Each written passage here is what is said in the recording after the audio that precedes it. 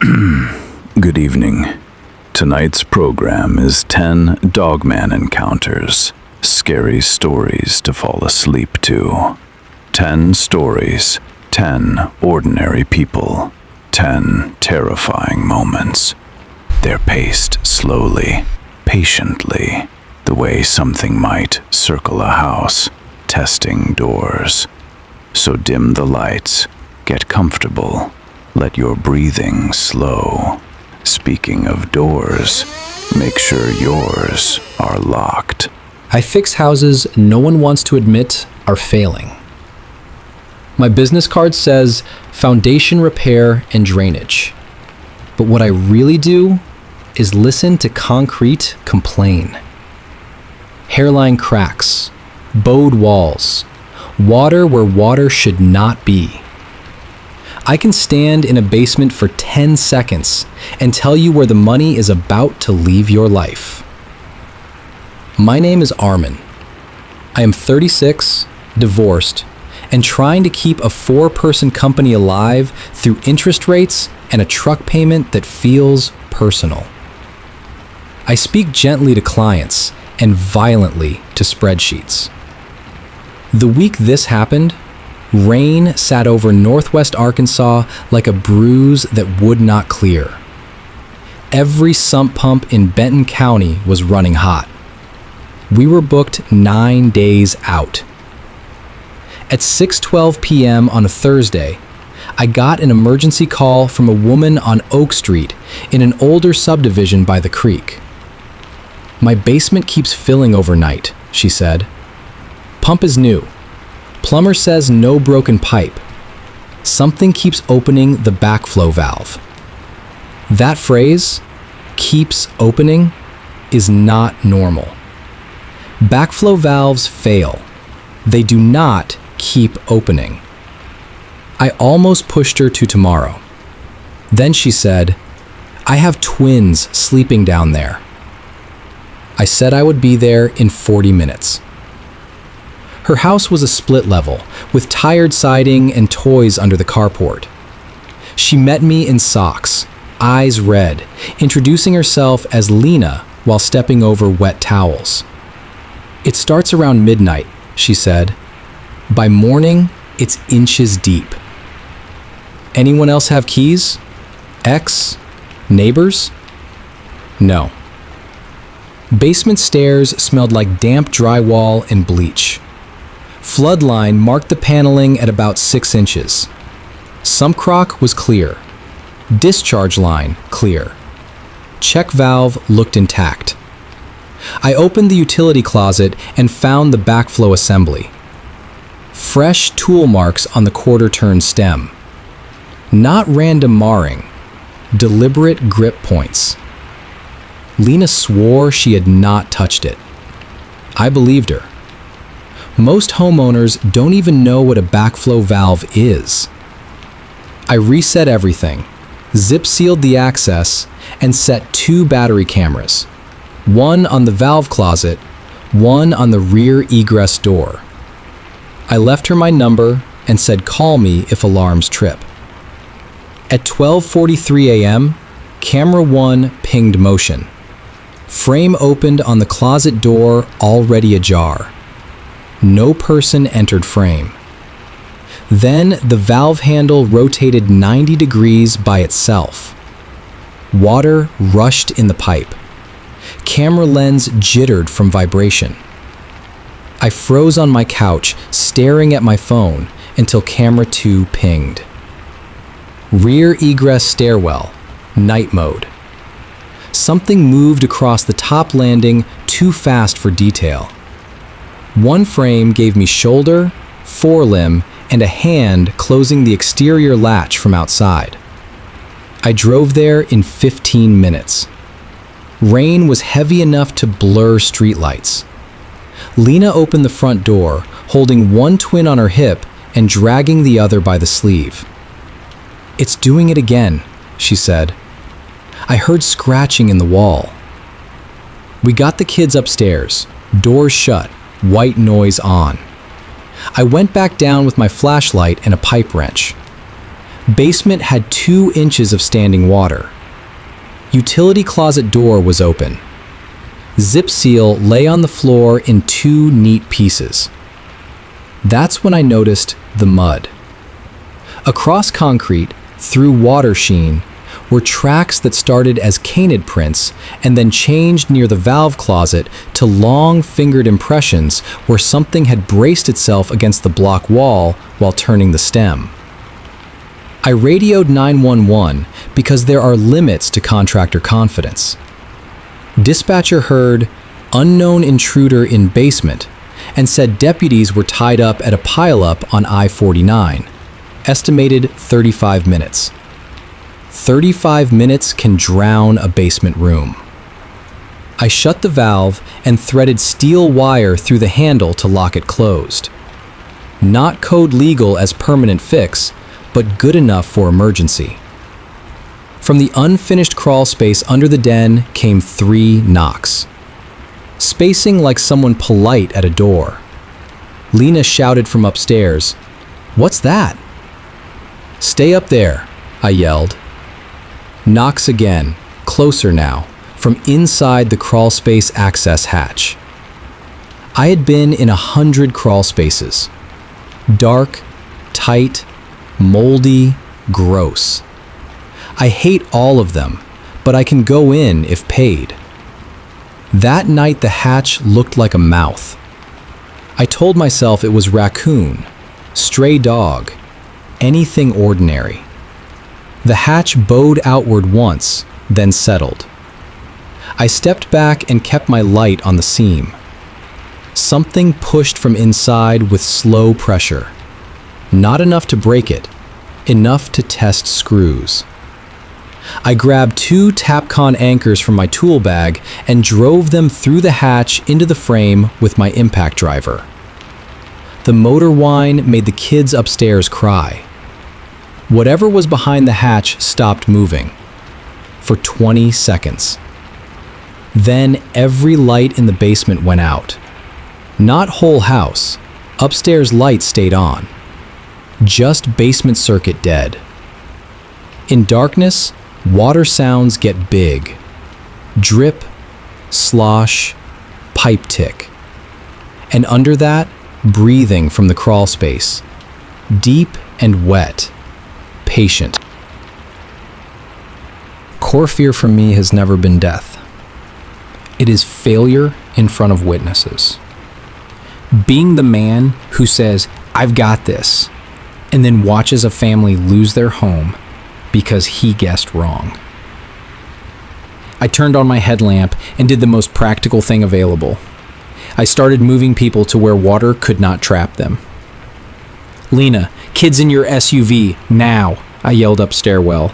"Take blankets and meds only." "What about you?" "Go." She hesitated exactly long enough for me to hear the crawl space screws begin to squeal. Then she moved. I ran outside through side door and found the exterior clean out at grade. If this thing was opening backflow from inside, I could reduce pressure by diverting line to storm drain and starve the flood path. I popped the clean out cap and took a faceful of cold sewage mist. Great night. I threaded my transfer hose, kicked the pump on from truck inverter, and sent wastewater to curb line. Inside basement, the crawl space hatch burst. I saw it through the side window well. A shape unfolding from a space no body that size should fit. Shoulders scraping joists, fur black with crawl space dust. Forelimbs ending in long hands caked with clay. It moved directly to the backflow assembly. Not to me, not to stairs, to the valve. It hooked fingers around my steel wire lock and twisted. Wire held 1 second, maybe 2, then snapped. Valve turned. Water hammered pipes, but my transfer line was already stealing volume. Basement level rose, then stopped at 3 inches. The thing looked toward the window well where I stood with a wrench and terrible options. Its muzzle was narrow and scarred, left eye clouded white. Around one foreleg was looped a length of orange extension cord, frayed and tight as a bracelet. It stepped toward the stairs. I banged the wrench against the metal egress ladder and shouted until my throat tore. It changed course toward the noise, climbed the ladder in 2 movements, and hit the egress hatch above me. Tempered glass exploded outward. I dove behind my truck as it dropped into the yard, low and fast, then paused by the side gate, nose high, reading wind. Lena's SUV was backing out, kids buckled, headlights shaking over rain. The thing watched the vehicle go. It did not pursue. Instead, it returned to the house and disappeared down the broken egress. That choice told me what it wanted. Not people, not chase, flood. By the time deputies arrived, rain had eased. We swept with 3 officers, 2 contractors from my crew, and enough lumen power to turn midnight to noon. No animal found. Inside basement we found valve reopened, crawl space hatch torn at hinges, joist gouges at shoulder height, muddy tracks circling utility closet in repeated loops, 1 dead mole placed on top of the electrical panel, belly unbroken. County filed it as wildlife intrusion with property damage. Insurance denied full payout because flood origin unclear. Lena moved out within a month. I took the job to remediate anyway. New French drain, backflow cage, steel closet door, dedicated generator for sump, raised panel box. Expensive. Overbuilt. Worth it. Before we poured final slab patch, I did 1 extra thing off invoice.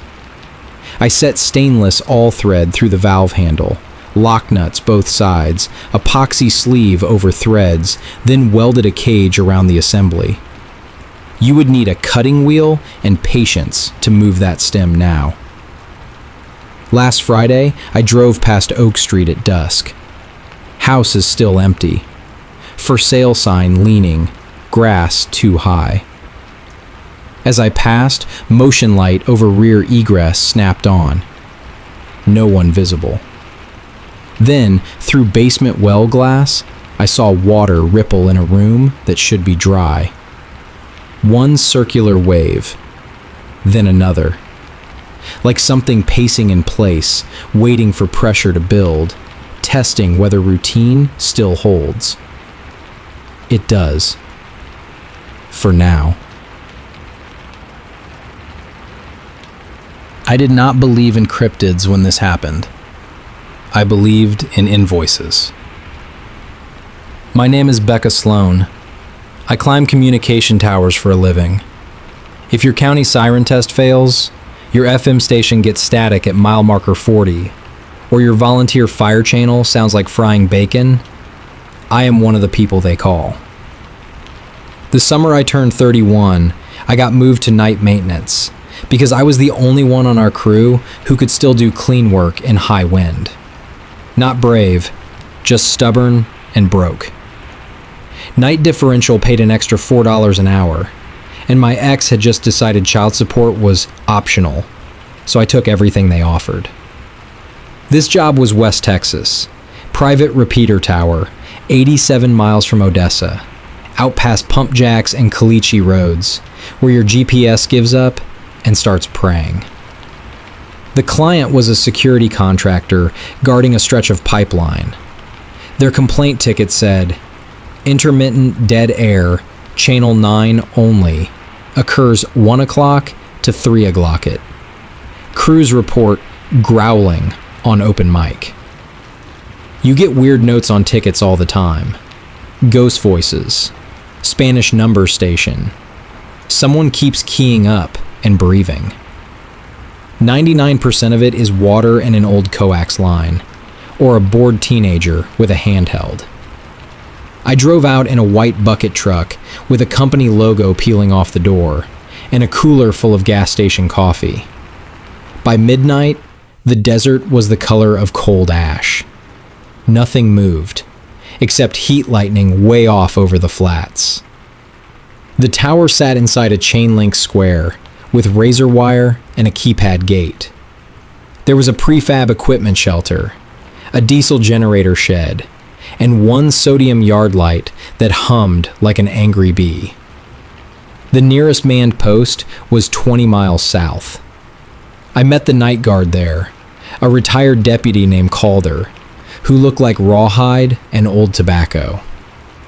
"You hear dogs out here?" I asked while signing the entry log. He snorted. "Coyotes, couple strays, nothing that big." "Big?" He shrugged. "You hear it when the wind drops. Sounds taller than it should." That was my first wrong note. Not what he said, the way he said it. Like he hated his own sentence and wanted it back. At 0042, I climbed to 90 feet and opened the weatherproof box for Channel 9 feed. Everything looked normal. Seals intact, no corrosion, no obvious chew damage, no loose braid, no arc burns. I replaced the jumper anyway, re-terminated both ends, and came down. At 0106, right on schedule, Channel 9 dropped to dead air. No hiss, no carrier noise, just clean absence. I keyed my handheld. "Base, this is Sloan at Tower 9. Radio check." Nothing. Then, under the nothing, I heard breathing. Slow pull through a wet throat. Then a click, like teeth touching. I looked at Calder through the shelter window. He was outside smoking and staring past the fence, toward the dark wash north of us. I switched to Channel 3. Perfect audio. Channel 5. Perfect. Back to 9. Silence and breath. I started troubleshooting in sequence. Load test, antenna sweep, backup power transfer, filter bypass. Every sane explanation got crossed off one by one.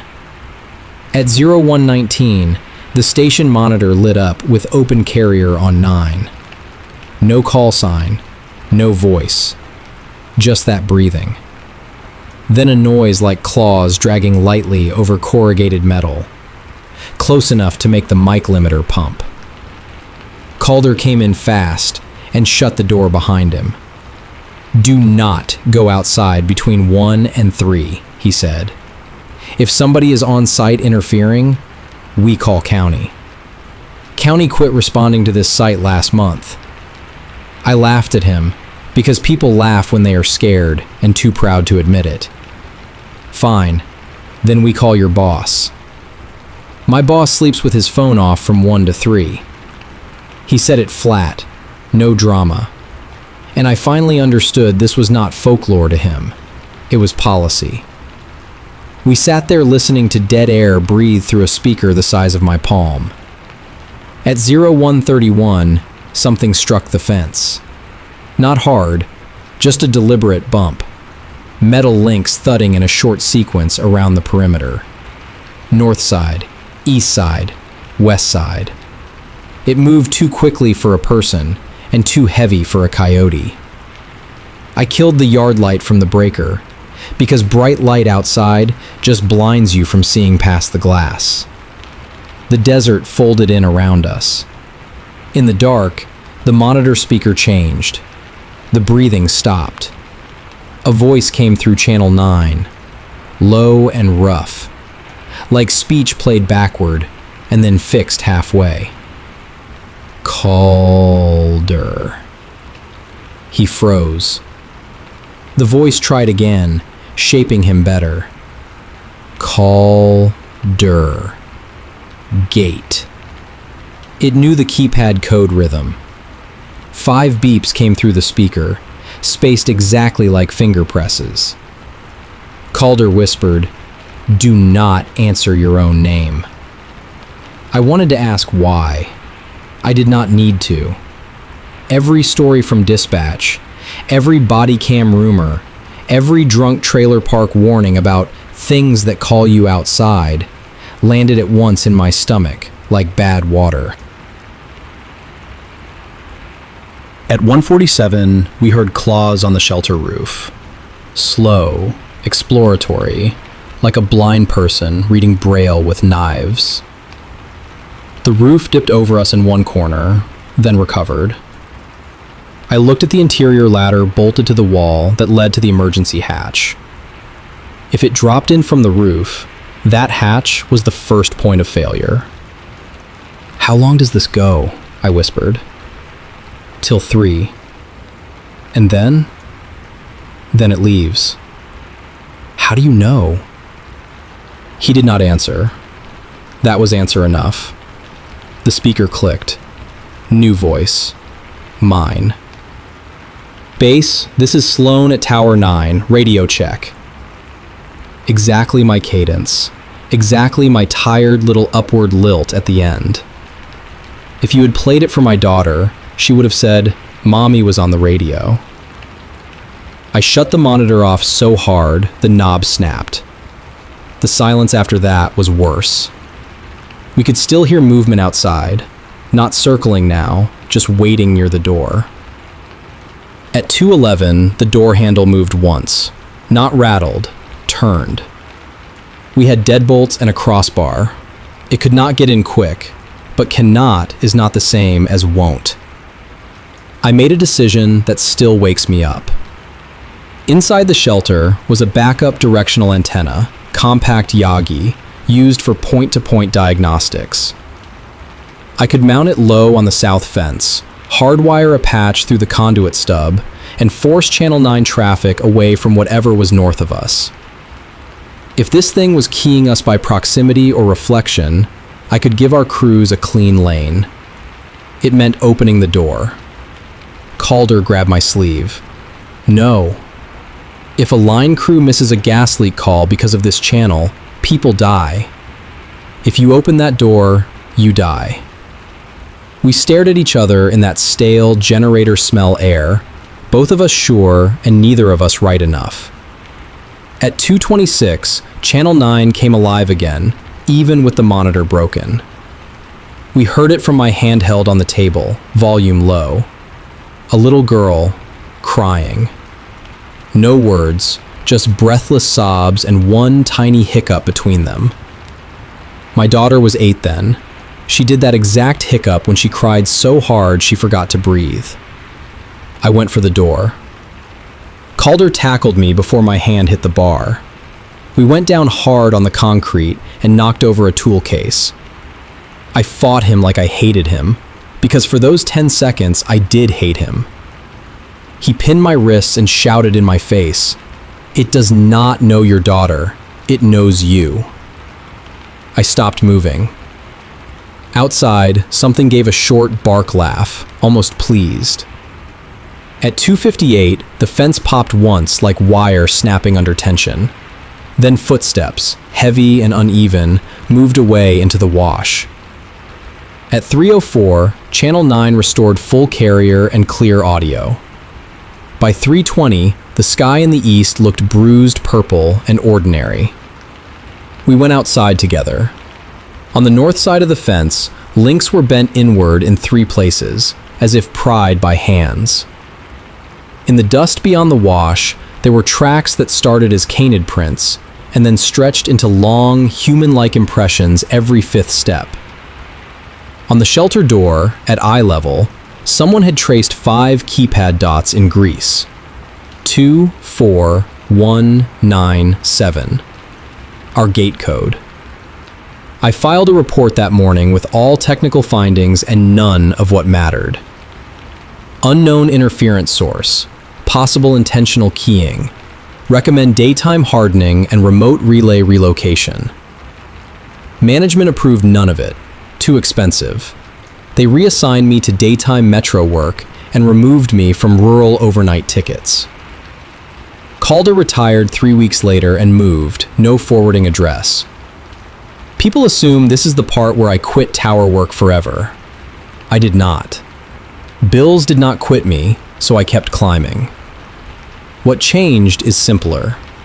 When my radio crackles after midnight and a voice says my name in exactly my own tone, I do not answer. And I do not let my daughter use channel numbers in games anymore. She thinks I am being weird and controlling, and maybe I am. But every so often, around 1:30 a.m., one of our old pipeline crews still logs a brief dead air event on Channel 9, West Sector, no explanation. The call notes always end the same. Heard someone ask to open the gate.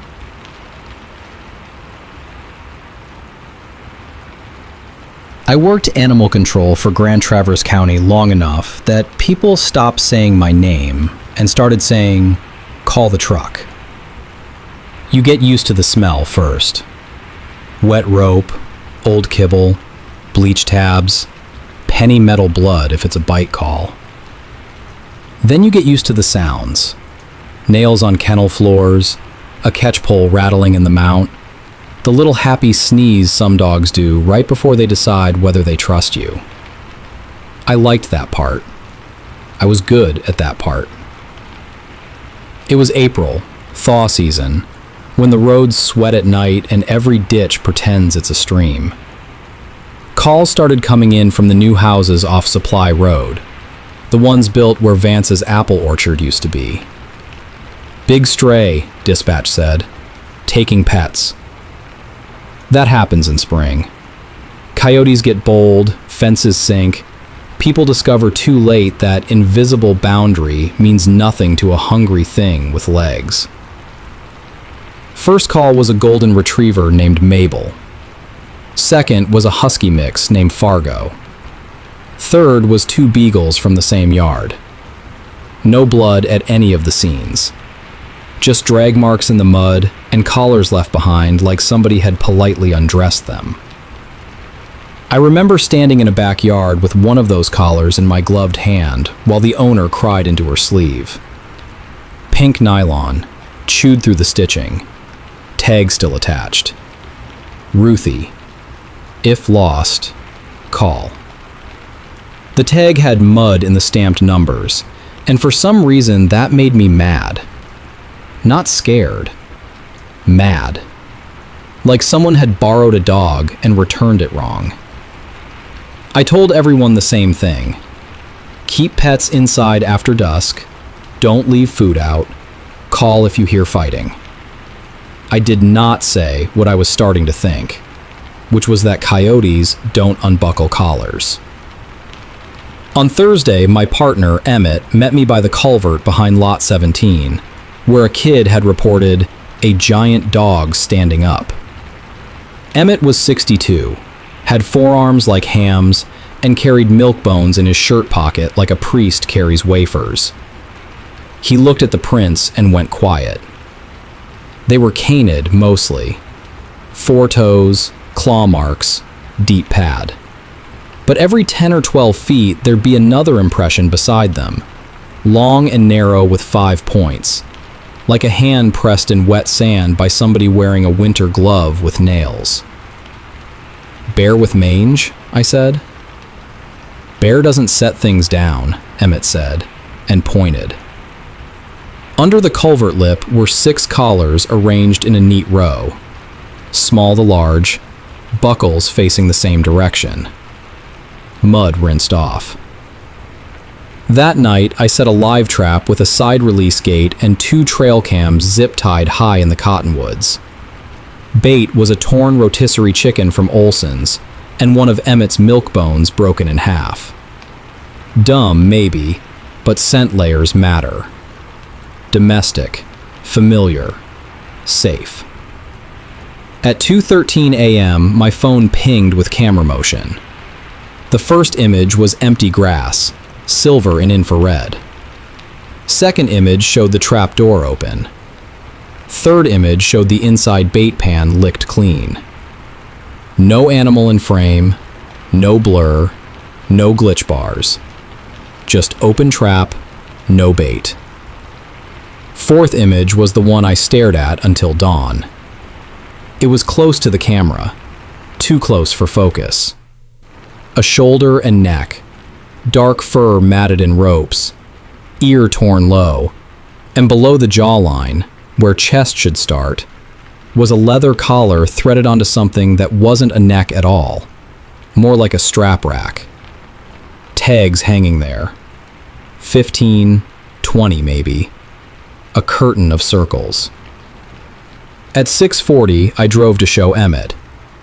His truck was already in his driveway, but the front door was open and banging in the wind. The kitchen chair was on its side. There were gouges in the vinyl by the back door. 3 parallel lines exactly shoulder high to me.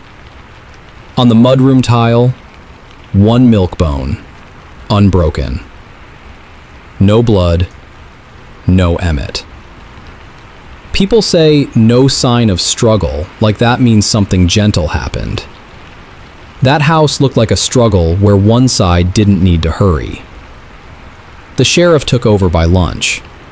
They talked about abduction and meth and if Emmett had debts. I gave statements until my mouth tasted like aluminum. I did not show them the photo right away. I told myself it was because I didn't want panic. Truth is, I knew what they'd hear if I said it out loud. And it was this. County employee loses partner, invents monster. By Friday evening, a 4th grader named Cora missed her bus stop and called 911 from a storm drain by lot 22. There's a big dog outside and it keeps making my dad's whistle, she said. The 2-note one. I knew that whistle. Everybody did. Her father used it at games to call his kids in from the field. Sheriff units were 10 minutes out. I was 3. When I pulled up, rain was coming sideways. Cora's backpack sat in a puddle by the drain mouth, cartoon axolotl face staring up like it was surprised to be left behind. The culvert was one of those concrete pipes you can crouch walk in if you don't mind spider webs in your hair. I shoved in with my flashlight and catch pole and started saying, "Cora? It's Marin from the county. Keep talking." She answered from deeper in, voice shaking. "It knows my name." I kept moving. Behind me, outside in the rain, something made the 2-note whistle perfectly. Not close, wrong timbre, like breath through a cracked flute, but exact pitch. Then it said, clear as a person trying on a new language, Ko-ra. I turned my light back toward the entrance. It was on all fours at first, shoulders too high for the pipe, fur slicked down to show old scars crossing the ribs like white stitches. Head too broad, muzzle long but not cleanly canine, lips loose enough to shape sounds. Eyeshine pale green. Around its chest and left foreleg were collars and tags, cinched and looped, clicking when it moved. It didn't charge. It folded itself down and crawled forward, careful as a man entering a crawl space, and every 3 steps it stopped and listened. I had the bite stick on my belt, catch pole in hand. Neither would hold that size. Behind me was a little girl and 30 feet of narrowing pipe. In front of me was something that had learned a town by the things we call in the dark. I did the only useful thing I could think of. I screamed. Not words, just noise, full volume, raw. Then I slammed the catch pole against the concrete and kicked water up with my boots and hit the pipe again, making a wall of sound. It flinched at that, at chaos, not pain. Its ears pinned flat. Tags clattered. "Cora, move!" I yelled. "Now, now, now!" She bolted past me, soaked and sobbing, and squeezed by my left side. I shoved her toward daylight and kept banging the pipe. The thing rose halfway upright then, and I saw the hands, real hands at the end of forelimbs, long fingers tipped in dark hooks. It reached past me, not for my throat, for my radio mic. I don't know why that detail is the one I can't forgive myself for. Maybe because it meant I was right too late. It wanted voices, names, calls. I dropped the pole, grabbed the mic wire, and ripped. The radio came free with a spark and a pop. I threw it down the culvert toward open water and the retention pond beyond. It went skittering into rain. The thing watched it go. Then it looked at me once, almost curious, and backed out of the pipe. By the time deputies arrived, it was gone. Cora lived. She has a scar on her shin from scraping rebar, and she sends me a Christmas card every year with horses on it because she likes horses now more than dogs. Her mom says she sleeps with a fan on to drown outside noise. They never found Emmett. Officially, he is still missing. Unofficially, I cleaned out his desk and kept his spare slip lead and the packet of stale milk bones that smelled faintly of his pocket. I gave the sheriff the photos. They sent them to someone in Lansing, then someone else, then nobody called again. New Development got a fence contract. We put out advisories about wildlife and unknown predator activity. Families moved anyway because schools are good and mortgage rates fell, and people always think bad things are local to someone else. I quit in June. I live in an apartment over a laundromat now, downtown, where there are sirens all night and no tree line close enough to hide anything bigger than a raccoon. I don't keep pets. I don't answer unknown numbers. I do not whistle, ever. Sometimes, around closing time, the dryers all hit cool down at once, and the building makes this thin metallic chime as hangers settle and zippers tap the drums. Tag against tag against tag. Just once, like someone waiting politely at the bottom of a pipe for me to say a name.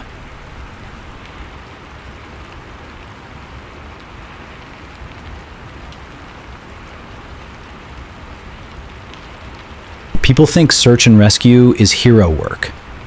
Most days it is spreadsheets, battery cycles, and politely telling tourists that moderate trail still means your knees are in a negotiation. I run drones for County SAR in southern Utah, mostly around the slot canyons, where the walls get close enough to scrape your backpack and sky is a ribbon you could tuck into your pocket. I am good under pressure, in the way broken people can be good at certain things. I do not panic. I compartmentalize. When I was 12, my foster brother drowned in an irrigation canal, while I stood 10 feet away trying to remember if 911 starts with a 9 or a 1. So yes, I compartmentalize. The July this happened, monsoon storms were rolling in every afternoon. We had a permit log full of hikers who treated lightning like a background effect. At 6:17 p.m., dispatch called in a missing pair, father and son, Eric and Caleb Morrow, overdue from Narrows 12, no check-in, rental Jeep still at Trailhead. I loaded Drone 3 and Drone 5 into the truck, checked thermal, checked GPS lock, checked prop tension twice, because I always check everything twice. Deputy Lena Ortega met me at staging with 2 volunteers and a map board. Storm cell in 40 minutes, she said. If they hunker down, we need a heat signature before rain buries tracks. We launched at 6:43. Drone 3 climbed to 350 feet. Clean feed, sunset glazing everything orange. I swept the wash first, then the side slots. At 6:59, I got 2 warm bodies in a pinch point near marker cairn N12-C. 1 adult, 1 child, moving but slow. Visual on subjects, I said, and everybody exhaled. Then, the adult signal split. For maybe 2 seconds, thermal showed 1 large heat shape become 2, overlapping, then separating with identical gait. 1 shape stayed with the kid. The other moved upslope against terrain no person should climb at that speed. Artifact? Lena asked. Could be, I said, because the word artifact keeps people calm. It was not artifact. By 7:10, we had boots moving in from 2 routes. Team A to N12-C. Team B taking the higher shelf in case the subjects had pushed up. I kept Drone 5 low in the canyon because wind shear was getting ugly above the rim. I watched the kid through thermal, pause, and wave both arms over his head. Then I saw 3 flashes from what should have been the father's position. Not flashlight, teeth. The shape with Caleb was too broad in the shoulders, too narrow in the waist, and the legs hit wrong, as if knees were a suggestion. Team A, hold, I snapped into radio. Possible wildlife contact. Repeat, hold and regroup. Team A lead answered, negative, we hear juvenile calling for help. On my screen, the child was definitely calling. Mouth open, arm pumping. The thing beside him did not vocalize. It stayed 1 half step behind, head low, letting the boy pull attention like bait on a line. I switched to Drone 3 with spotlight to test reaction. The beam hit both forms. Caleb threw up a hand. The other one rotated its head toward the light without squinting. No eye blink, no flinch, just attention. Then it stood. Not all the way upright like a man. Upright enough to show forelimbs ending in long hands and a chest matted with burrs and dust like old felt. It rested 1 hand on the boy's shoulder with practiced gentleness. And Caleb stopped waving. Dad says don't come this way, the boy shouted up canyon. That line reached Team A and cracked their discipline. They started moving. I did math in my head at speed. Distance, rain ETA, line of sight, probability of human error in low visibility. Then I did the thing I swore after foster care I would never do again. I chose which people were expendable. Team B, reroute to child only, I said. Team A, fall back to choke point and block north exit. We can grab both, Team A protested. You grab both and you lose all 4 of you. Fall back. Silence. Then, grudging. Copy. Lena looked at me like I'd slapped her. You sure? I zoomed until pixels turned to blocks. No. Move anyway. Rain hit at 7:24 in hard diagonal sheets. Thermal degraded fast. Water in slots goes from ankle to coffin in under 10 minutes if upstream gets hammered. Team B reached a ledge above Caleb and threw a line. He climbed, slipping once, screaming for his father. On the feed, the thing did not chase.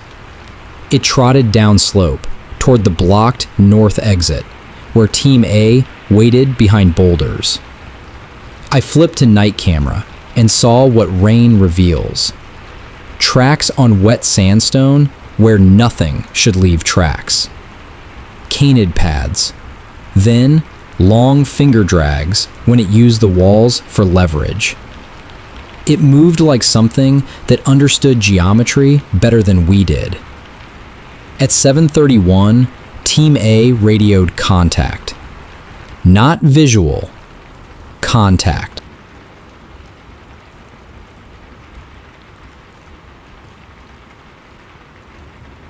One volunteer, Mitch, fired bear spray into moving shadow and got yanked face first into runoff before anyone could anchor him. Deputy Kumar grabbed his vest and kept him from being washed down slot. Mitch came out with a broken jaw and claw channels through his rain shell. 3 cuts, clean enough to look measured. Team A made the choke point, but lost ground and won pack. The thing did not press once they held formation shoulder to shoulder with lights high. It paced just beyond beam edge, testing angles. Then it did something that turned my blood to static. It took Eric Morrow's voice from somewhere in the storm and used it like a key. "Caleb, buddy, over here," it called from Team A's blind side, gentle suburban dad tone. Caleb, now clipped to Team B, lurched toward the sound so hard he nearly went off the ledge. Ortega's partner had to tackle him. We got everyone out by 8:12, soaked and shaking and lucky. Eric Morrow never came out. We found his body 2 days later under a rock shelf a quarter-mile south of where we'd first marked them. Cause of death was blunt trauma plus flood impact.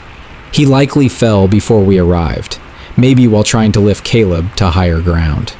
I have replayed those 49 minutes more times than I have said "I love you" in my entire life. If I had let Team A push at first contact, maybe they reach Eric sooner. Maybe he lives. Maybe everyone dies. Maybe. The mind is a machine that manufactures alternate universes to punish itself. The official report says large unidentified predator interaction during flood conditions. It recommends updated wildlife protocols, dual route extraction, and no child voice response without visual confirmation from 2 sources. That line was mine. No child voice response without 2-source visual confirmation. I hate that this sentence needed to exist. 3 weeks later, we reopened Narrows 12 with new signage and seasonal gate controls. Tourists still took smiling photos under the warning placards. Humans are very good at reading danger as decoration. I stopped flying solo. I make junior operators read every incident transcript before first field shift. I also carry my foster brother's old plastic whistle on my keyring now, though I never blow it. Last month, during a dusk training run, Drone 5 picked up movement on the north shelf near the old choke point. One large thermal form. Too hot for rock, too steady for deer. It stood in profile and watched our convoy lights for exactly 32 seconds. Then it stepped behind a pillar and was gone.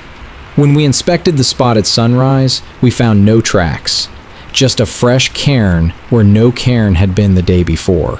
5 stones stacked with unnatural precision, pointing toward the route we had told new volunteers to use.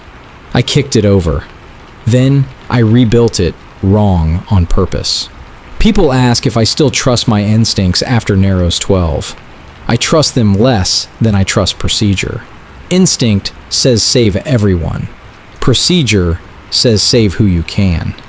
Out there, in a canyon that narrows to shoulder width and feels like a throat in rain, I learned what kind of person I am. I am the person who chooses and then keeps living. And somewhere beyond our light range, something that understands exits better than maps is still waiting for us to choose wrong. I used to tell my listeners fear is a product you buy from people who think you're stupid. My name is Rylan Voss. For 13 years, I hosted Nightline Unfiltered, a midnight AM radio show out of Duluth where I took calls about corruption, missing hunters, refinery leaks, and every creature story people whispered after 2 beers. I built a career by laughing at monsters. The laughter was part of my brand. Sharp, mean, a little theatrical. If callers said Dogman, I'd hit the wolf howl sound effect and ask whether Bigfoot owed it child support. Ratings loved it. What ratings did not love was age. At 45, with podcast kids eating terrestrial radio alive, I started watching my numbers slide quarter by quarter. The station manager started saying things like content refresh and new demographic reach, which is corporate for you are becoming furniture. So when an ex-logger named Donnie from Pine Hollow called and said, "Come run your show from the old sawmill if you think we're full of it," I said yes before legal could stop me. Pine Hollow is one of those northern Minnesota towns that never recovered from one closed mill and 2 closed bars. 47 residents, 1 blinking light, and a church with boarded windows because the congregation moved to Facebook Live. We set up in the old planer room. Portable desk, station van power inverter, 2 ribbon mics, and a backup generator that smelled like old pennies. My producer, Lila, hated every second. "This is stunt radio," she said while taping cables. "Stunt radio gets people dead." "Stunt radio gets sponsors," I told her. At 11:58 p.m., we opened the live remote. "Tonight," I said into the mic, voice smooth and arrogant, "we're broadcasting from Pine Hollow, home of the famous invisible werewolf. If it eats me, I expect flowers and a ratings bump." Phones lit immediately. You'd think in 2026 nobody listens to AM at midnight. You'd be wrong. Lonely people listen. Truckers listen. Angry men in dark kitchens listen. Caller 1 said she heard howling behind the cemetery every Thursday.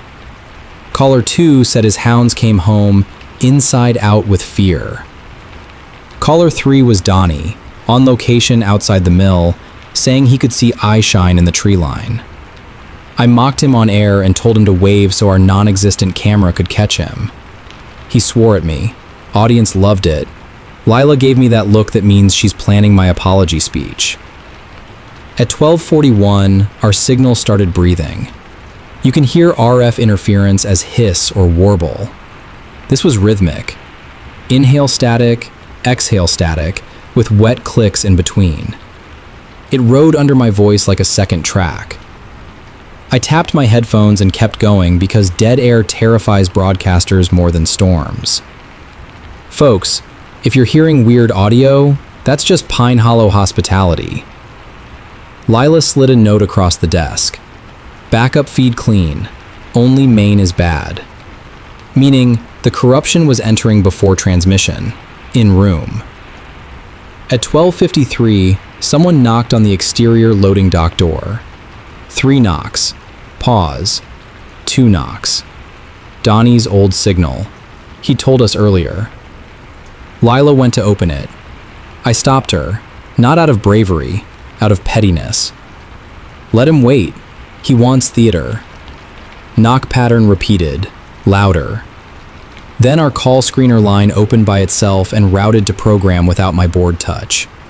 A male voice came through, rough and low. Rylan. Perfect pronunciation.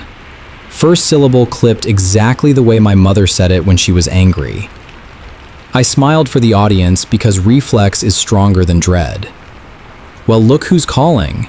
You got a story for us?" The voice answered in my own cadence.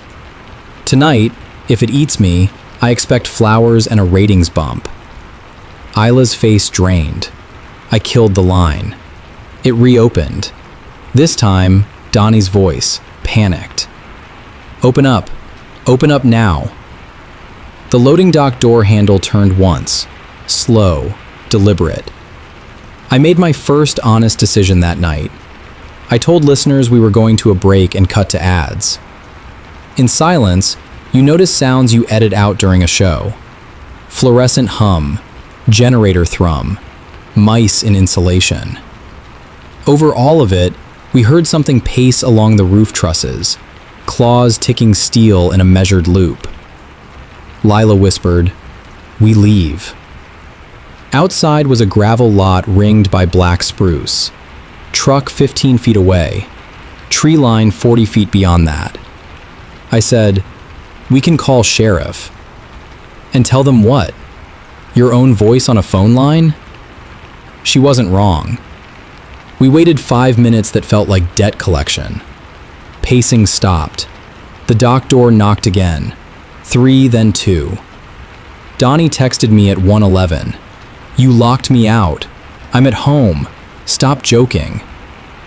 I showed Lila and felt my throat close for the first time in years. At 1:19, the emergency alert tone fired through my board with no trigger, full volume. The same shriek used for tornado warnings. It slammed the room so hard my teeth hurt. When it cut, the mic channel opened, and I came back on air. Not me in room, me on signal. "Pine Hollow," my voice said warmly. "Step outside and look north." Listeners later confirmed they heard it live. Calls flooded in from people saying something huge was moving between houses, that porch lights were going out street by street, that dogs were trying to chew through drywall to get under sinks. Lila unplugged the broadcast chain from power. The on-air light stayed red. That's when I understood. This had nothing to do with equipment failure. It had to do with invitation. I had mocked, challenged, and named it on open signal in front of thousands. I had done what every old story says not to do. I gave it stage time. At 1:34, we heard the first scream from town. Not movie scream, human scream, abrupt and practical. I wanted to run to the truck, to drive, to survive. Instead, I grabbed the handheld recorder and opened the dock door 3 inches. Lila hissed, "Are you insane? If this kills us, someone needs proof," she said, with more hatred than I've heard from anyone. "You still think this is content." Outside air smelled like wet fur and creosote. The yard light over the dock was dead. In the dark beyond, 2 eyes reflected amber at shoulder height, then rose higher as the thing stood partway upright. It was all wrong dimensions. Chest broad as a refrigerator, hips narrow, forearms too long, hands hanging open like it could choose delicate or violent and was still deciding. Around its neck, caught in matted fur, was a strip of yellow caution tape from somewhere in town. It tilted its head and spoke in Lila's voice. "Run, Rye." I slammed the door. At 1:42, sheriff units finally approached from County Road 8. We heard sirens cut half a mile out. Radio traffic later said they hit a downed tree line that hadn't been there 10 minutes earlier. From 147 to 206, whatever was outside hit the building in bursts.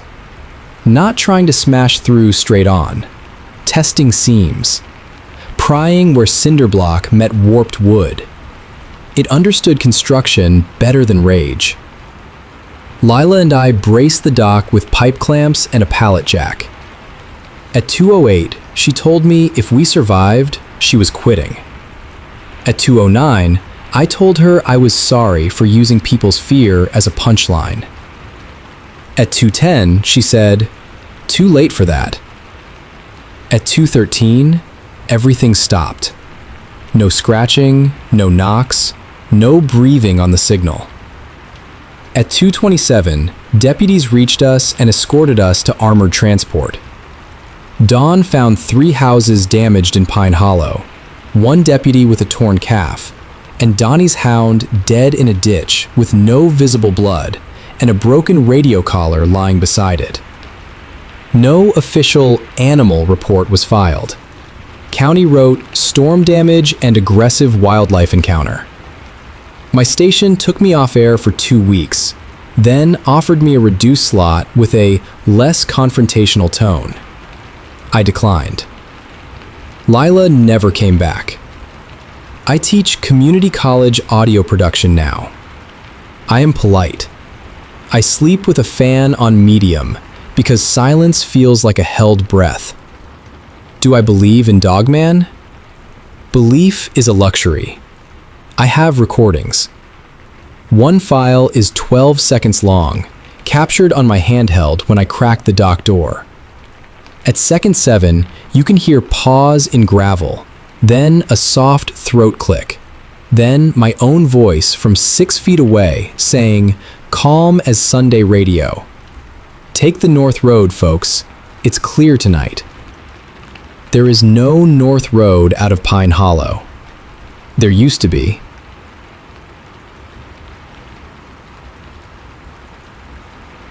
By 68, you stop pretending your habits are temporary. Mine are: wake at 4:40, boil barley tea, sweep front steps even when there are no leaves, check the tide chart tacked beside the fridge, though I do not fish anymore. My daughter says routine is my religion. She is not wrong. Routines are how I keep the world from slipping its bolts.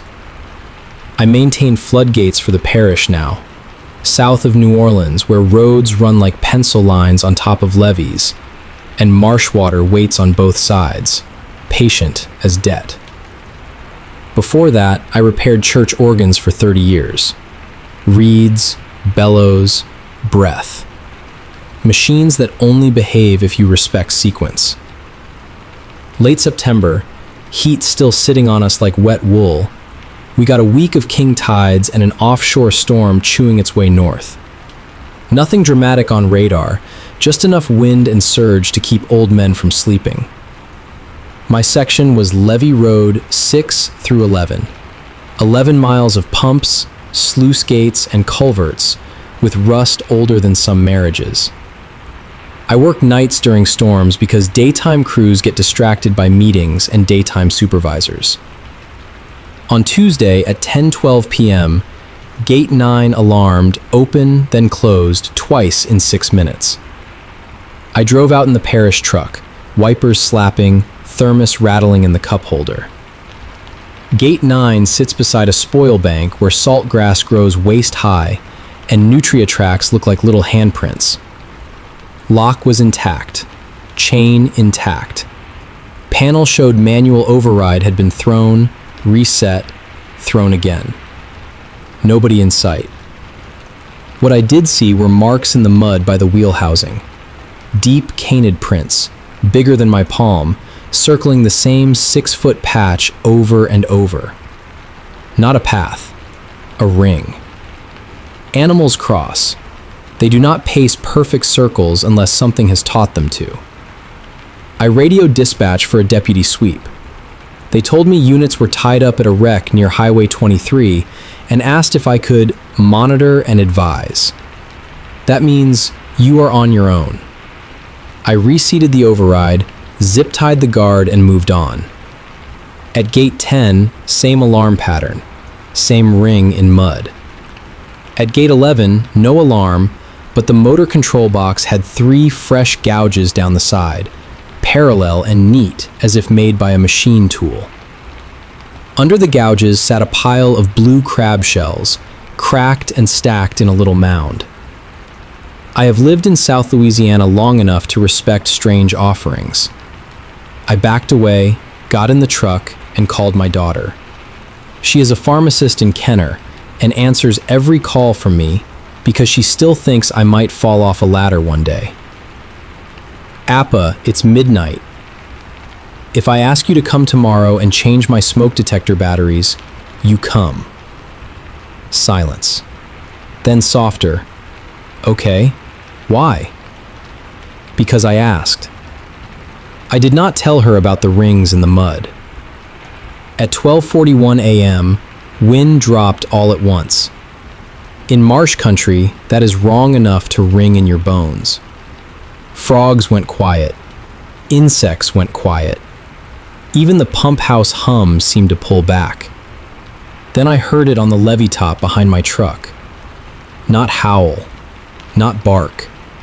Nails on compacted shell, slow and heavy. 4 taps and a drag, 4 taps and a drag, coming closer. I stayed inside with doors locked because old age teaches you that curiosity is expensive. In the side mirror, I caught movement. A shape crossing behind the truck lights, low first, then rising as it reached the crown of the levee. Shoulders broad, hips narrow, fur dark and clumped with marsh grit. Forelimbs too long. Hands where paws should have ended, fingers flexing once before dropping back down. It did not look at me. It looked at the gate wheel. Then it began to work. One hand braced the chain, the other tested tension, found slack, and worried the pin with patient mechanical focus. Not brute force, procedure. The pin popped. Chain dropped. My chest went tight for reasons that had nothing to do with fear. If Gate 11 opened with the surge cycle coming, low houses on Bayou Bell would flood by dawn. People sleep through rising water all the time. They wake when furniture floats. I started the truck and hit high beams. The thing stepped aside, not startled, almost polite, and watched me with yellow eyes that did not shine so much as hold light. Its muzzle was long and scarred. One ear was split to the base. Around its neck hung a strip of orange survey tape snagged in fur, fluttering like a warning flag. I put the truck in drive and eased forward, hoping noise and light would push it off. It moved with me, parallel to the bumper, matching speed, never crossing in front. Hurting. I realized too late it wanted me away from the wheel. Behind me, Gate 11 began to turn. I braked, jumped out with my pry bar, and ran for the housing. The wheel spun half a rotation before jamming on the zip tie I had set earlier. Thank every ancestor for small habits. The thing hit the truck then, not me. One shoulder into the door panel. Metal buckled like tin. I swung the pry bar at its forelimb and connected. Felt solid bone. It recoiled, not yelping, and back to the levee edge. No charge, no frenzy, just watchful calculation. It looked from me to the wheel, then began pacing that same perfect circle in the wet shell at my feet, carving the ring deeper. Territory marker, instruction, boundary. You may stand here, old man, but this line belongs to me. I did something stubborn and stupid. I stepped out of the circle. It stopped pacing. I stepped back in. It resumed. That was the logic. Pressure at the perimeter, no attack inside. A shepherd's rule, not a predator's hunger. It wanted the gate open and me contained. I ran to the pump house, slammed the steel door, and pulled the manual lockdown on Gate 11 from the inside controls. Bolts dropped through the housing with a sound like a church pew falling over. Outside, the thing struck the door once. Deep dent at shoulder height. Then silence. I stayed in that concrete box until first light, knees aching, listening to rain and my own breath. When day crew arrived, they found every gate chain from 8 to 11 unpinned but not removed. Rings in mud at each wheel, each ring nearly identical diameter. My truck door bowed inward. 3 dead nutria laid in a straight line along Levee Road 10, each with spine broken and belly untouched. Sheriff wrote it as large aggressive canine activity with property interference. Corps engineers blamed vibration. I took photos anyway, and mailed printed copies to my daughter because phones can be lost and memory can lie. 2 nights later, I retired without telling anyone in advance. I turned in keys, emptied my locker, kept my old wrench set and one faded rain jacket. Now I live in Metairie, near my daughter and grandson. I still wake at 4:40. I still check tide charts out of habit. Sometimes, when rain bands roll in from the Gulf, my hands move through imaginary steps in the air. Lock, pin, tie, test. My grandson likes to draw monsters. Last week, he showed me one with long arms and yellow eyes, standing next to a circle in mud. "What's the circle for?" I asked. He shrugged. "That's where he keeps the water people." I asked where he heard that. "Nobody," he said, and went back to coloring the ring darker. I took the drawing and pinned it beside my tide chart. Routine is religion. So is warning.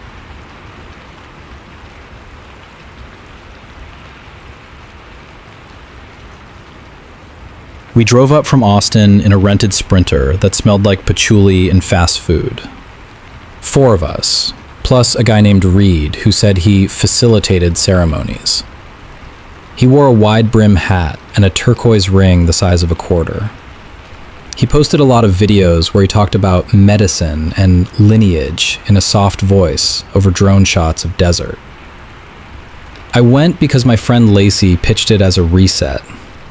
She said Santa Fe had clean air and old magic. She said a weekend in the high desert would shake loose whatever felt stuck. I told myself it was a road trip with friends. I brought trail shoes, a hoodie, and a water jug. I brought skepticism and tried to keep it quiet. Reed rented a house outside town, up near the Pinon and Juniper. Stucco walls, Vigas beams, a fire pit ringed with flat stones. The place looked like every Southwest retreat listing you've ever scrolled past at 2 a.m. We met the shaman at sunset. His name was Mateo. He arrived in a dusty SUV with a cooler and a plastic tub. He had a tight ponytail and a thin mustache. He shook hands with everyone, held eye contact a beat too long, smiled like he practiced in a mirror. He carried himself like a man who sold confidence for a living. He walked the property like he was checking the fence line. He pointed out the mesa to the west, the arroyos cutting through the land, the way the stars come on fast after dark up there. He said, "We do this with respect. We do this with care. You stay inside the circle. You follow my voice." He had a Bluetooth speaker and a bundle of sage wrapped with string. He had a drum that looked store-bought. He had a rattle made from a gourd and beads. He had the posture of somebody playing a role. We sat around the fire pit after dinner. The air turned sharp as soon as the sun dropped. The sky went huge. The Milky Way poured across it like spilled salt. Mateo poured a brown liquid into small cups. He called it a microdose blend. He said it was plant allies and desert herbs and a little fungus. He asked us to set intentions. Lacey went first. "I want clarity," she said. Jonah said he wanted to open the channel. Mina said she wanted to heal generational patterns. When it came to me, I kept it simple. "I want to sleep," I said. "I want my nervous system to calm down." Mateo nodded like he understood something deep about me. Reed watched with his facilitator face, calm and approving. I drank. The taste hit bitter and sour like spoiled tea. It coated the back of my throat. My stomach turned warm and uneasy. Mateo started drumming. The Bluetooth speaker played airy flutes and low bass tones. The fire popped and threw sparks. Somewhere beyond the house, coyotes yipped, a quick chorus that rose and fell. Within 20 minutes, my skin started to buzz. The stars brightened. The fire's edge sharpened. The shadows around the circle thickened. Mateo walked clockwise and shook the sage bundle, sending smoke into our faces. He leaned close to each person and whispered something. When he reached me, he said, "You carry fear in your chest. Let it out." His breath smelled like cinnamon gum. The buzzing in my skin grew into a pressure behind my eyes. The world took on a slight sway, like the ground moved on a slow tide. I kept my hands on my knees and focused on breathing. Mateo's voice droned. He talked about portals, ancestors, the desert holding memory. His words blurred into sound. His drum beat landed in my ribs. Then I heard footsteps outside the circle. Heavy, measured steps on gravel. My head turned before I decided to move. My eyes caught the edge of the property where the yard fell into scrub and shadow. A tall shape stood near a juniper. At first, my mind tried to make it a person, a late-night neighbor, a lost hiker, a ranch hand. The silhouette held too much shoulder. The head sat forward in a way that read animal. The shape stepped into the firelight's reach. Fur covered its body in a dark coat. Its shoulders rose wide and high. Its arms hung long at its sides, hands open near its thighs. Its head carried a canine profile, long muzzle, thick jaw, ears pointed and forward. It stood upright on two legs. The sight dropped cold into my stomach. My mouth went dry. My hands gripped my knees hard enough to ache. I looked around the circle, expecting someone else to react. Nina stared at the flames like she floated somewhere far away. Jonah had his eyes closed, lips moving, swaying with the drum. Lacey looked glassy and calm, like she watched an inner movie. Mateo kept drumming. His gaze stayed on the fire. The thing took one step closer. Gravel shifted under its weight. The movement looked controlled, deliberate. It carried itself like a creature that understood balance. My heart hammered. I tried to speak. My voice came out thin. "Do you see that?" Mateo's drumming faltered for a half beat. He glanced toward the shadow, then snapped his eyes back to me. His expression sharpened, annoyed. "You stay in the circle," he said. The thing moved again, closing distance to the edge of the fire pit stones. The light caught its fur in coarse texture, clumped with dust. Its chest rose and fell slow. Its eyes reflected amber when it angled its head. It lifted one hand. Long fingers, thick knuckles, curved nails like black horn. It pointed at me. A single finger extended, steady and direct. My throat tightened so hard it hurt. The gesture felt personal. It felt like selection. I stood up, fast, stumbling as the ground rolled under me. My vision tunneled. The fire flared brighter. Mateo's voice snapped. "Sit down," he said, sharp as a slap. "Sit." I took a step back, heel catching on a stone. I almost fell into the fire pit. Heat washed my face. The thing leaned forward slightly, as if it listened. Then another light appeared in the sky. A white-blue glow rose over the mesa to the west, silent and steady. It moved upward in a clean line, then stopped and hovered. The light held still for a breath, then slid sideways, smooth as a bead on a string. My brain tried to label it. Aircraft, drone, satellite. It moved too clean. It moved with intention. The thing turned its head toward that light. Its ears angled forward. Its posture shifted like it received a signal. Mateo saw the glow. His face changed. The confidence fell away and left something raw underneath. He stopped drumming. The sudden quiet felt huge. Reed stood up, hands raised slightly, palms open. "Everybody breathe," he said. His voice shook. The hovering light brightened. A second, smaller light blinked beneath it, then another. 3 points, aligned in a shallow arc. They drifted over the property, silent, lowering until the yard took on a faint silver wash. Shadows sharpened on the ground. The junipers threw long, thin shapes like claws. The thing stepped out of the firelight and into the silver.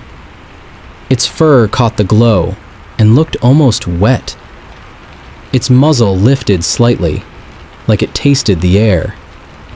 It walked along the edge of the circle, slow, calm, hands hanging, nails glinting.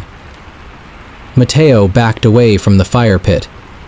His mouth opened and closed. Words failed him. I felt the medicine peak hard. My vision swam. The sky seemed too close. The silver light pulsed in time with my heartbeat. The thing stopped beside me. It turned its head and looked down at my face. Its eyes held that amber shine, flat and steady. Its breath moved the hair along its muzzle. The smell hit me. Wet fur, dust, and something metallic. It lifted its hand again. The finger pointed toward the open desert beyond the house, toward the arroyo cutting through the scrub. Then it lowered its arm and stepped away, walking toward the edge of the yard like it guided me somewhere. The lights above shifted. The 3 points rotated slowly, keeping their arc. The silver wash moved across the ground with them, following the thing's path. Lacey finally reacted. She grabbed my wrist. Her eyes looked wide and wet. "Don't go," she whispered. Her grip grounded me for a second. I looked down and saw her knuckles white against my skin. Mateo found his voice then, loud and angry, aimed at Reed. "You brought something," he said. "You brought attention." Reed's face went pale. He looked up at the lights, then at the thing moving toward the arroyo. "I didn't do anything," he said, like a child caught stealing. A wind rose across the yard, sudden and cold.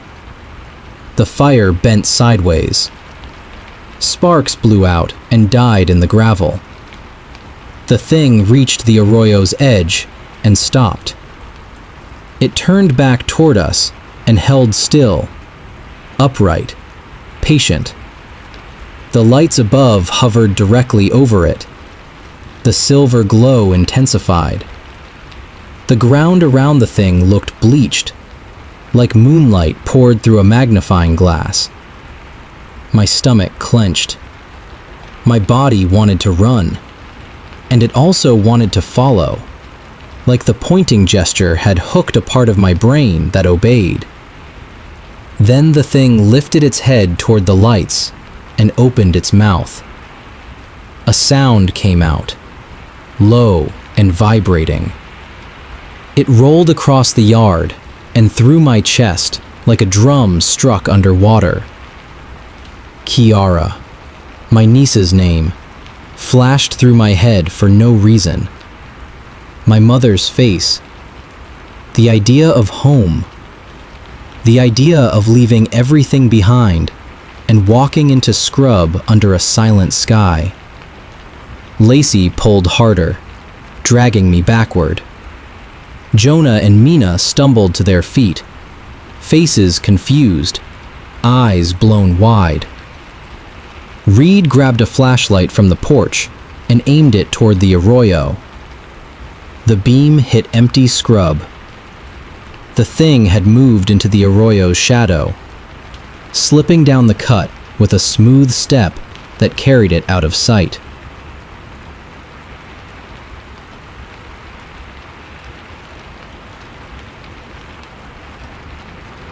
The hardest part of being alone with kids happens after dinner, when the house gets quiet and my brain keeps running anyway. I rent a small double wide at the edge of a development that never finished. Half the lot stayed empty. The streetlights work on my side and stop past the last mailbox. Beyond that sits a line of loblolly pines and a drainage easement that leads into a long stretch of woods. My son Eli is 7. My daughter Marin is 4. Their dad moved out last summer. He sends money when his hours line up. He calls on Sundays and talks big. The work of bedtime lives on my shoulders. That Tuesday, rain had come through earlier. The yard held shallow puddles. The air smelled like wet needles and clay. I washed dishes, packed lunches, and set my coffee to brew for the morning. Eli fell asleep on the couch with his school book open on his chest. Marin curled on the rug with a blanket and one sock missing. I carried them both to their beds. Eli weighs more every month. My back ached as I lowered him. Marin's hair stuck to my cheek from bath steam and sweat. By 9:30, I sat at the kitchen table with the last lamp on, scrolling job listings on my phone and writing down numbers in a notebook. I listened to the fridge cycle and the faint hiss of the baseboard heater. A sound came from outside, a single scrape, slow, like something dragging across the porch steps. I froze with my pen in my hand. Another scrape followed, closer to the door. Then a soft tap against the storm door glass, like a knuckle testing the pane. My porch light stayed off. I leave it off to save the bulb and because the bugs swarm it. The only light outside came from the neighbor's kitchen window across the street. I stood and walked to the front window. I moved the curtain with 2 fingers and looked through the gap. Something stood on my porch, tall, broad at the shoulders, covered in dark, wet fur that clung in clumps from the rain. Its head sat forward on its neck like an animal's, muzzle long, ears high. It faced the door, angled slightly, like it listened for movement inside. My breath went shallow. My mouth tasted like pennies. It lifted one hand and pressed its fingers to the glass of my storm door. The fingertips left smeared marks.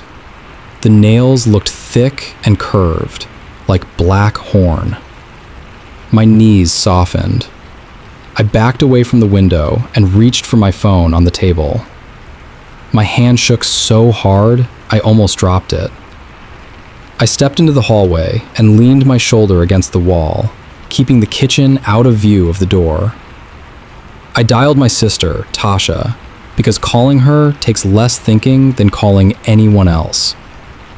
She answered on the second ring, voice low. "What's wrong?" "Something's on my porch," I whispered. "Big. Animal." "You got a dog outside?" "We don't have a dog." I heard her sit up. "Where are the kids?" "In bed." "Lock your bedroom door," she said.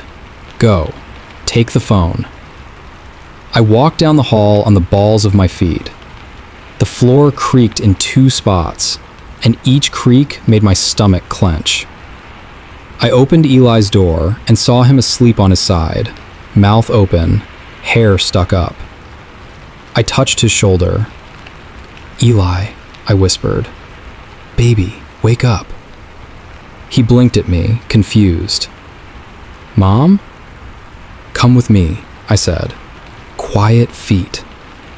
He sat up and rubbed his eyes. I crossed the hall into Marin's room. She slept with her stuffed rabbit under her chin. I lifted her gently, and she sagged against me, heavy and warm. I carried Marin into my bedroom and pulled Eli in behind me. I closed the door and turned the lock. My hands fumbled on the deadbolt. Eli watched my face, and his confusion shifted toward fear. What's happening? He asked. I set Marin on my bed and pulled a blanket over her. A big animal came up on the porch, I said. We stay in here for a little while. Eli's eyes flicked to the window. Like a bear? Like a very big dog, I said, keeping my voice level. Sit by me. Tasha stayed on the line. Call the police, she said. Use the other line if you have to. I'm calling, I said. I dialed 911 with my thumb. My hands shook so much, I had to look at the screen to make sure I hit the right buttons. The dispatcher answered, calm and brisk. I gave my address. I said an animal stood at my front door. I said it reached for the glass. I said I had 2 kids with me. Stay inside, she said. Units are on the way. A deep sound rolled through the house, low and vibrating, like a growl held in the chest and pushed into the air. It came from the porch, through the door, into the floorboards. Eli flinched and grabbed my arm. Marin stirred. Her eyes opened halfway. Mommy, she mumbled. I'm right here, I said, smoothing her hair. Close your eyes. Go back to sleep. Another scrape sounded. Then the storm door handle rattled. The main door handle followed, turning slightly, then returning, like something tested the resistance and adjusted its grip. I kept my body still. My heart hammered. The phone felt slick in my palm. Eli leaned close. It can open doors? My mouth formed words and failed. I squeezed his hand. The growl came again, closer, stronger. The sound carried shape, like a throat pushing air through teeth. Then the porch boards creaked with weight shifting. A heavy step moved along the porch toward the living room window. The curtains over that window hung thin. The lamp in the kitchen cast a warm triangle across the floor. I pictured it standing there, watching that light, listening to the heater click, smelling our air through the cracks around the frame. A soft thump hit the wall near the window, then another. The house shivered slightly, like the siding absorbed a shove. Eli's breathing sped up. Marin sat up, rubbing her eyes with both fists. She looked at me, then at Eli, then toward the door. What's that? She asked. A deer bumped the house, I said, because my brain needed an ordinary sentence to hold on to. Tasha's voice stayed steady in my ear. Police are coming, she said. You're doing good. Keep your voice low. The dispatcher came back on and asked me to confirm my description again. I said tall, dark, canine head. I said hands. She paused for a beat. Officers are turning onto your street, she said. Do you see any lights? I shifted carefully and peered through my bedroom blinds. The street ran in front of my place, then ended. The empty lots beyond turned into a dark strip of trees. Headlights appeared at the far end, bouncing slightly over the uneven pavement. A patrol car eased closer, then a second behind it. Their beams swept across yards, mailboxes, puddles. On my porch, boards creaked again. A shadow moved down the steps into the yard. I watched through the blinds. The shape crossed my grass in long strides, moving toward the tree line beyond the last lot. Even at a distance, it stood taller than any man I had ever seen. Its shoulders rose like a linebacker's. Its head stayed forward and level. The arms hung low, swinging slightly with each step. The first patrol car stopped near my driveway. The officer stepped out and swept a flashlight beam across my porch, then my yard. The second officer moved toward the empty lot beside my home, his light cutting through wet brush. The beam caught the shape at the edge of the pines. It turned its head toward the lights. Its eyes reflected bright for a moment, 2 hard points. Then it stepped into the trees and vanished among the trunks. The officers kept searching, lights moving, voices low. One walked up to my door and knocked. "Ma'am?" he called. "Sheriff's office." I took a breath and unlocked my bedroom door. I left Eli on the bed with Marin and walked down the hall. My legs felt hollow. I kept my phone in my hand like it could protect me. I opened the front door a few inches with the chain on. The officer stood on my porch, rain-dark uniform, calm face. His flashlight angled down. "You okay?" he asked. I nodded. My voice came out thin. "It stood right here." He looked at the storm door glass. 4 smeared streaks ran down it, spaced like fingers. The mark started at about my chest level and ended near the handle. His jaw tightened slightly. He crouched and ran his light across the porch boards. Mud prints showed in the wet wood, deep, shaped like a paw with long claws. Another set of prints ran off the steps into my yard, spaced far apart. His partner walked up from the side yard and joined him. "Tracks at the tree line," the partner said. "Big." The first officer stood and met my eyes. "Do you have any large dogs nearby?" he asked. "My neighbor has a pit mix," I said. "That dog weighs maybe 50 pounds. He looked at the prints again. He took a slow breath. "Keep the kids inside tomorrow morning," he said. "Call the school and explain you need a late arrival. We'll have animal control check the area." I nodded again. My throat ached. After they left, I locked the door and turned every light on. I sat on the couch with Eli pressed against my side and Marin half asleep across my lap. Eli stared at the front door. "Is it coming back?" he asked. I kept my tone even. "We'll stay together," I said. "We'll follow the rules. Doors locked, lights on. Morning comes." Around 3 a.m., I heard steps in the wet grass outside my living room window.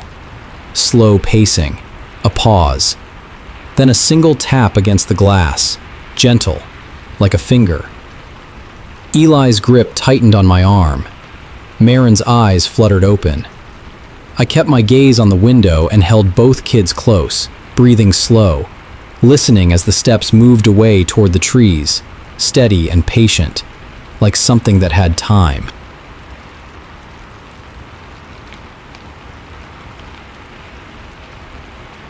June 3rd, 1864, near the Totopotomoy Creek, Virginia.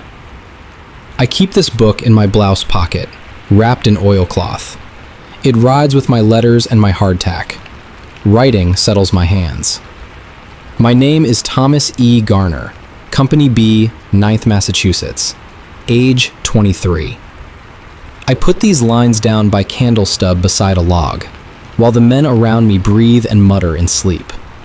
Rain came at dawn and turned the roads to glue. Wagons sank to their hubs. Mules strained and slipped. The air smelled of wet powder, pine sap, and that sour stink a field takes on after a hard day. Toward evening, orders came for picket detail along the tree line facing a stretch of low ground and brush. I drew the short straw, along with Corporal Haynes and 2 others. We took position in a shallow fold of earth among sumac and young pines. The ground there held water, and my socks soaked through early. The woods across the low ground stood thick. A man could hide in there all day. Birds moved high in the branches, quick and wary. A whippoorwill called once, then fell quiet. Haynes chewed tobacco and kept his eyes fixed ahead. He said, "Rebs like to crawl up through that brush when the light fades."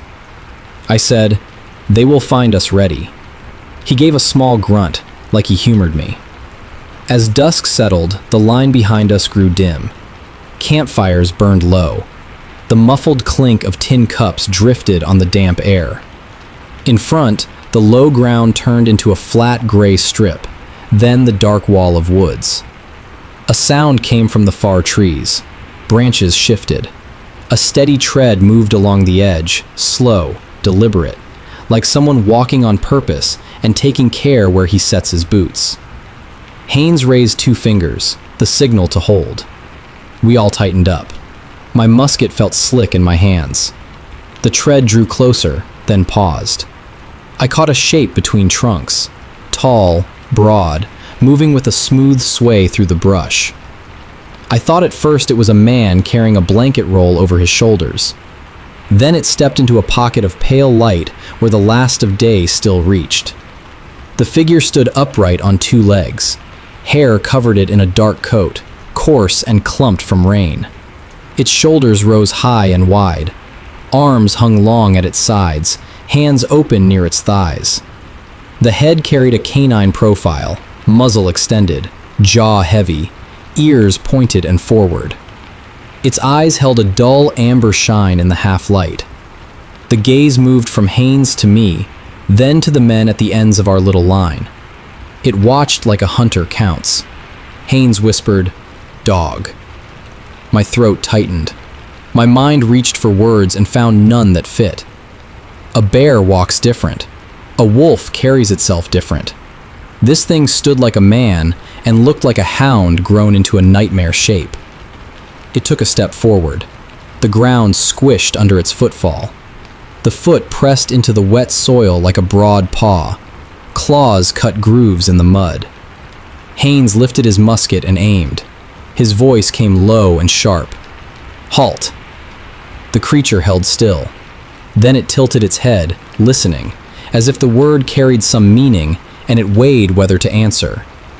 A low sound rolled out of it, deep in the chest, vibrating the air.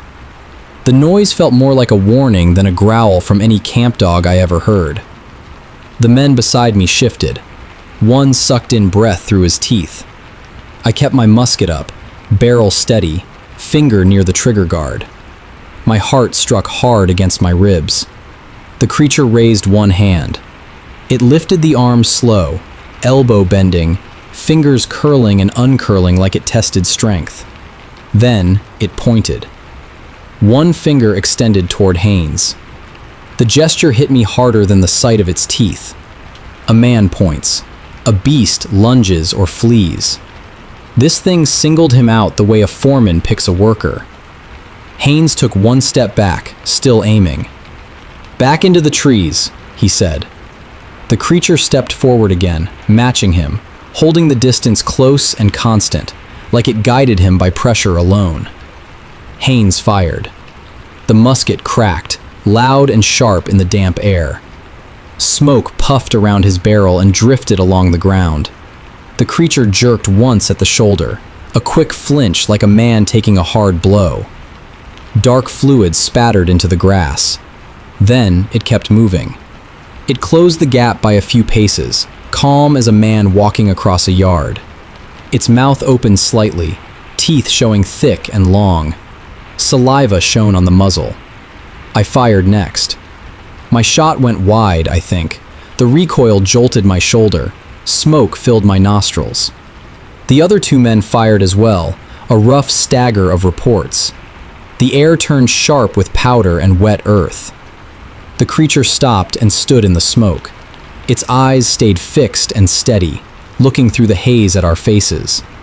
Its shoulders rose and fell slow, as if it drew scent and sound into itself. Then it lowered to a crouch and sprang. The leap carried it forward in a blur.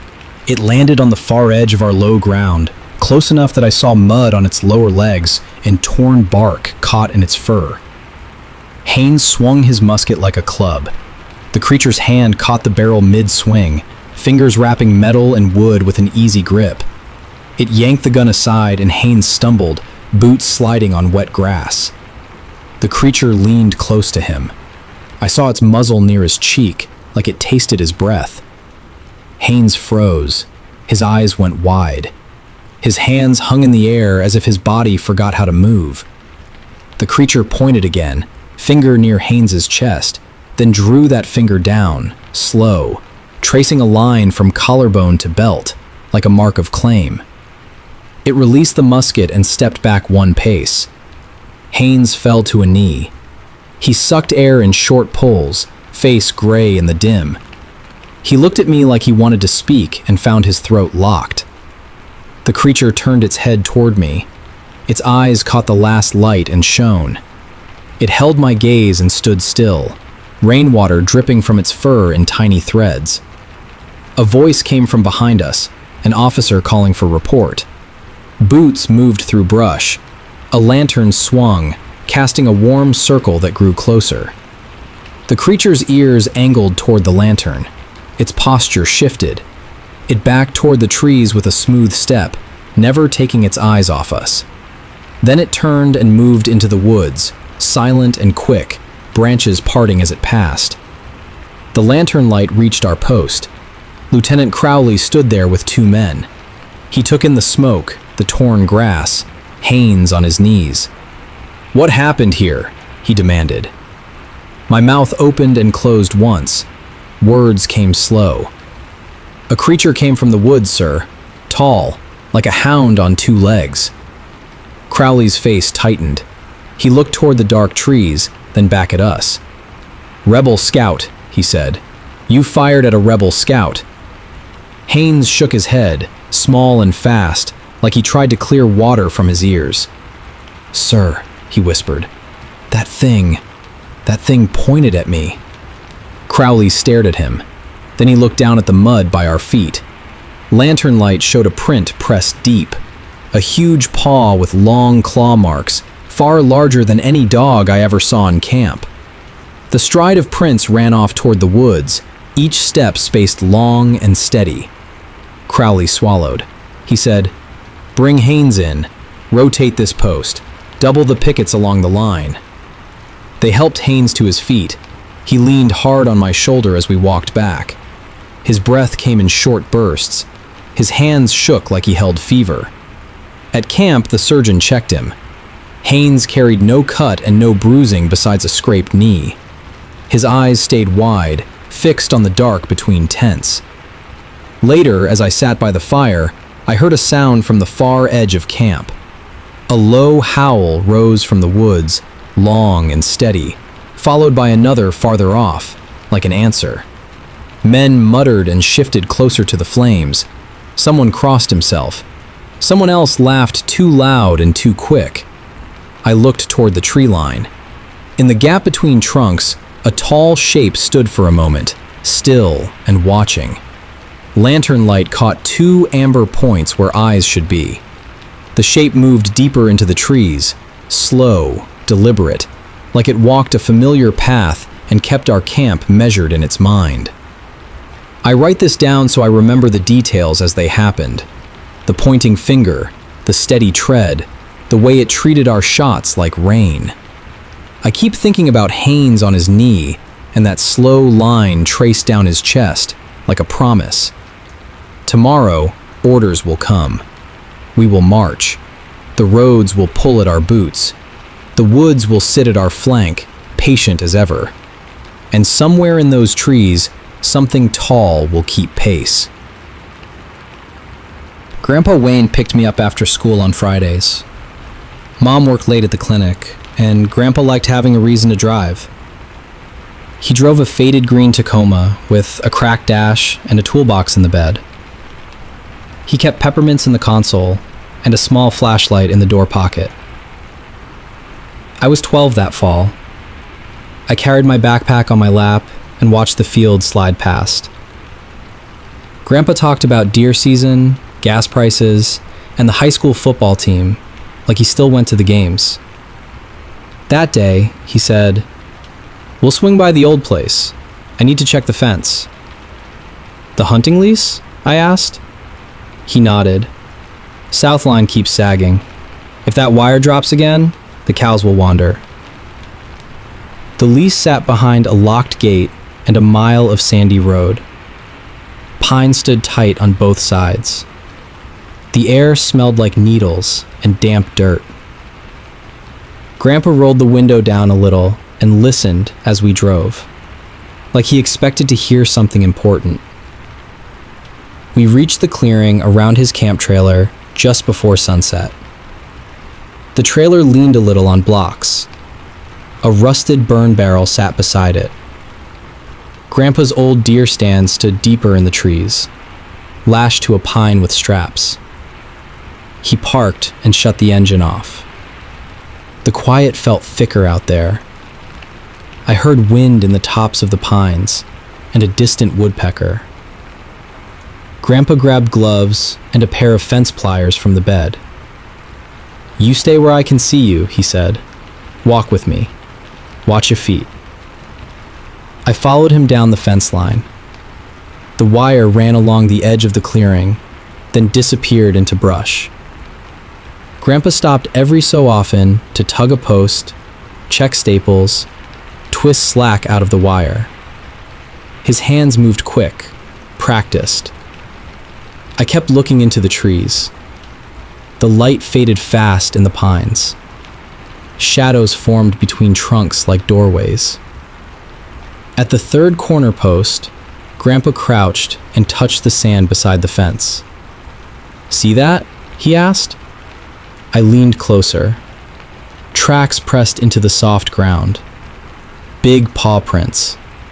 4 toes, a wide pad, claws dug deep. The stride between them ran long, like the animal carried weight and height. "Wolf?" I said, because that felt like the closest thing I knew. Grandpa stared for a long second. His jaw tightened, and he stood. "Stay close," he said.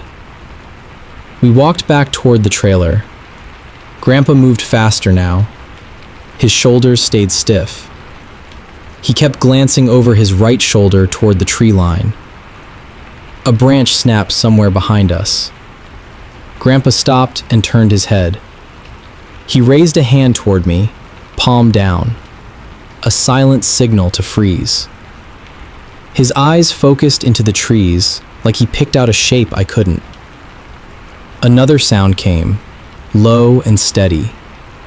Footfalls, slow steps through brush. Each step carried weight. Pine needles shifted. A twig cracked clean. I stood still with my heart thumping. My mouth went dry. I tried to listen the way Grandpa did, separate sounds from wind and leaves. The steps moved closer. Grandpa reached into his jacket and pulled out a revolver. I had seen it once before in his nightstand, wrapped in an oily cloth. In his hand, it looked heavier than I expected. He held it low, close to his leg, fingers straight along the frame. He kept his eyes forward.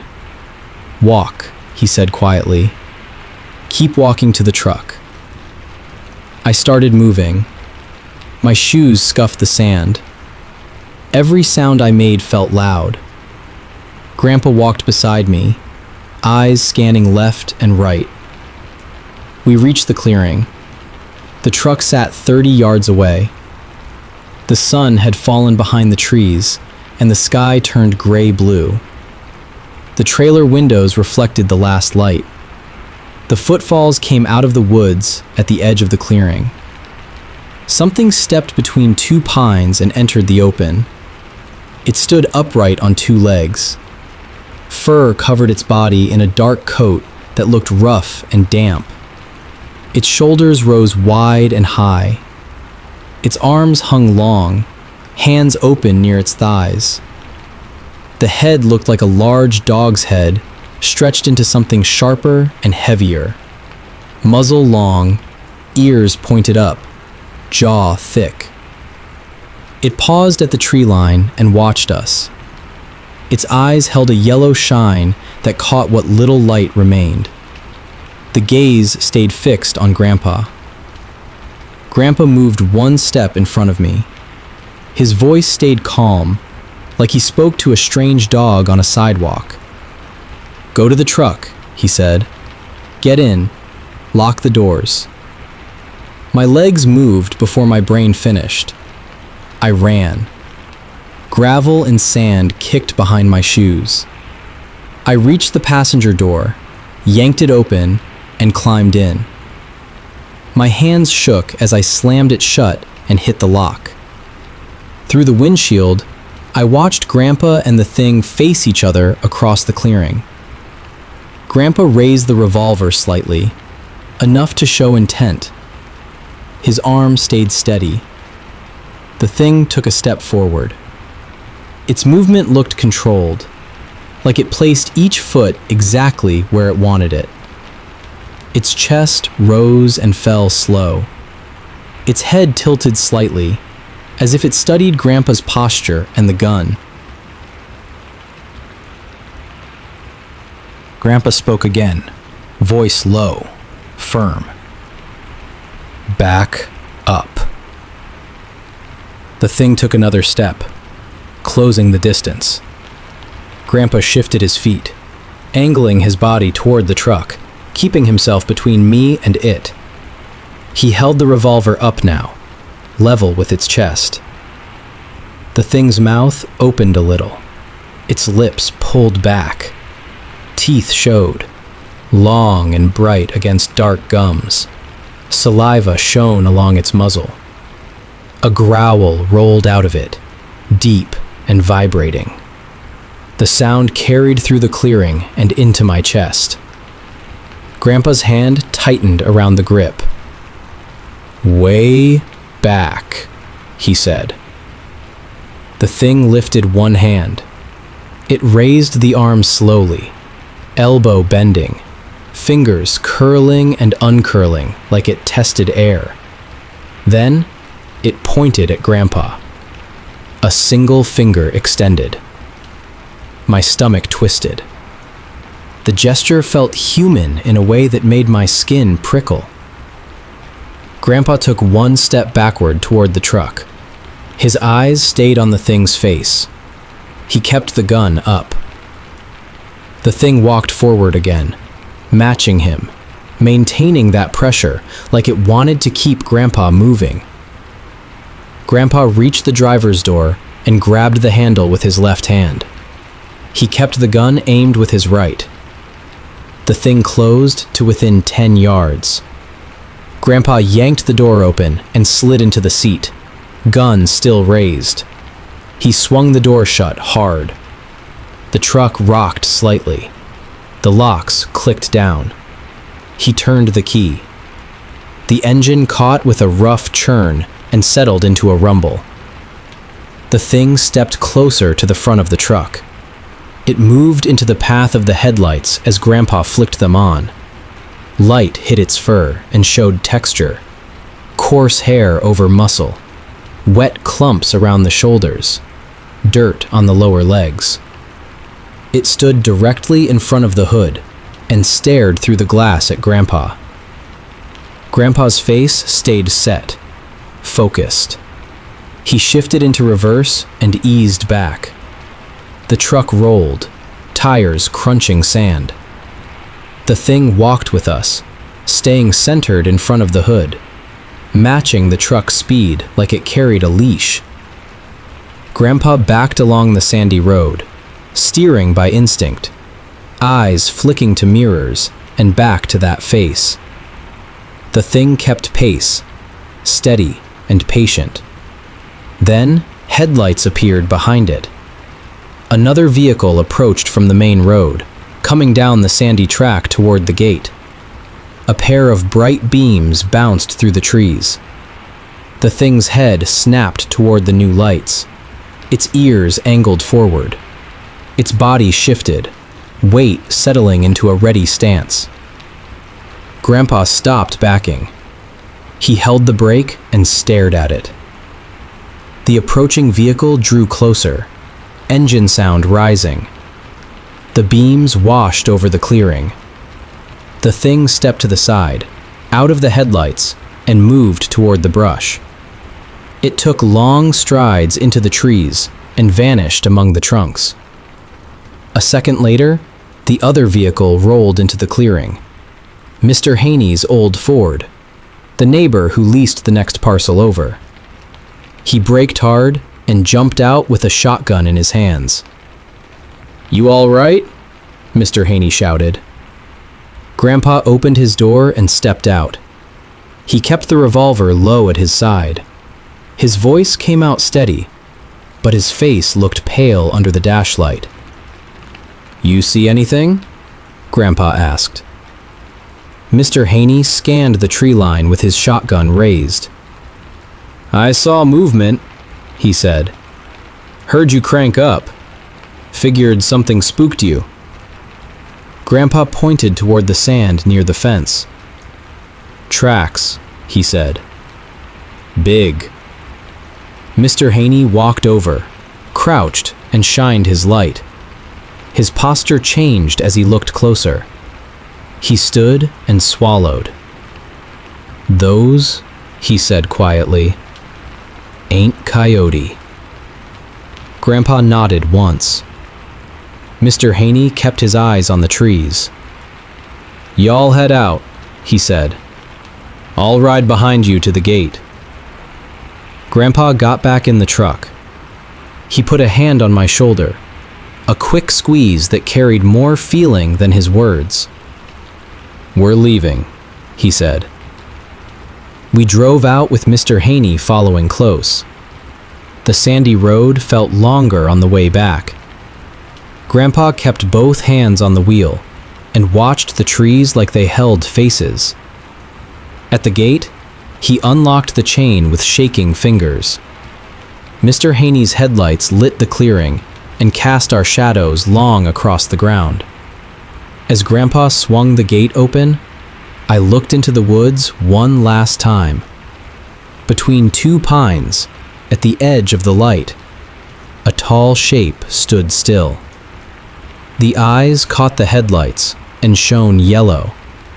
It held that gaze for a moment, then turned and walked deeper into the trees, slow and deliberate, like it knew the land would stay there, and so would we.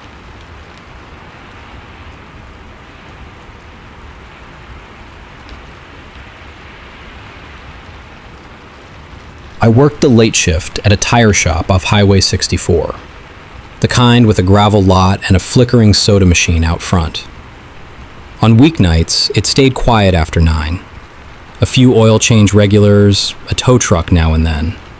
Mostly me, the radio, and the compressor cycling like a breathing animal.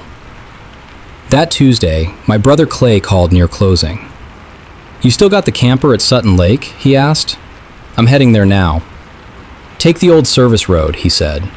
"Gates open, saves time." Clay kept his John boat there and fished tournaments on weekends. I used the camper when I needed distance from Austin and people. 2 hours east, pine flats, black water, mosquitoes like debts. The place had a small porch, a tin roof, and a propane fridge that groaned every time it kicked on. I threw my bag in the passenger seat and rolled out. The first stretch ran past strip malls and subdivisions. After that, the road narrowed into farm lanes and low woods. My headlights caught palmetto fans and tree trunks, the occasional deer standing still in the beam like it had been posed. The service road looked like a logging track. Packed sand, ruts, scrub brushing both sides. I eased the truck through, steering around potholes big enough to swallow a tire. About 10 minutes in, my phone dropped to 1 bar. Then the signal went thin and jittery. The radio started scanning on its own, skipping through static and faint voices. I shut it off. The woods pressed closer. Pines leaned over the track, their lower branches shaved off clean, like the forest had been trimmed with a machine. The air smelled of resin and damp soil. Then my high beams caught something in the road. At first, it read as a black trash bag blown across the sand. Then it lifted its head.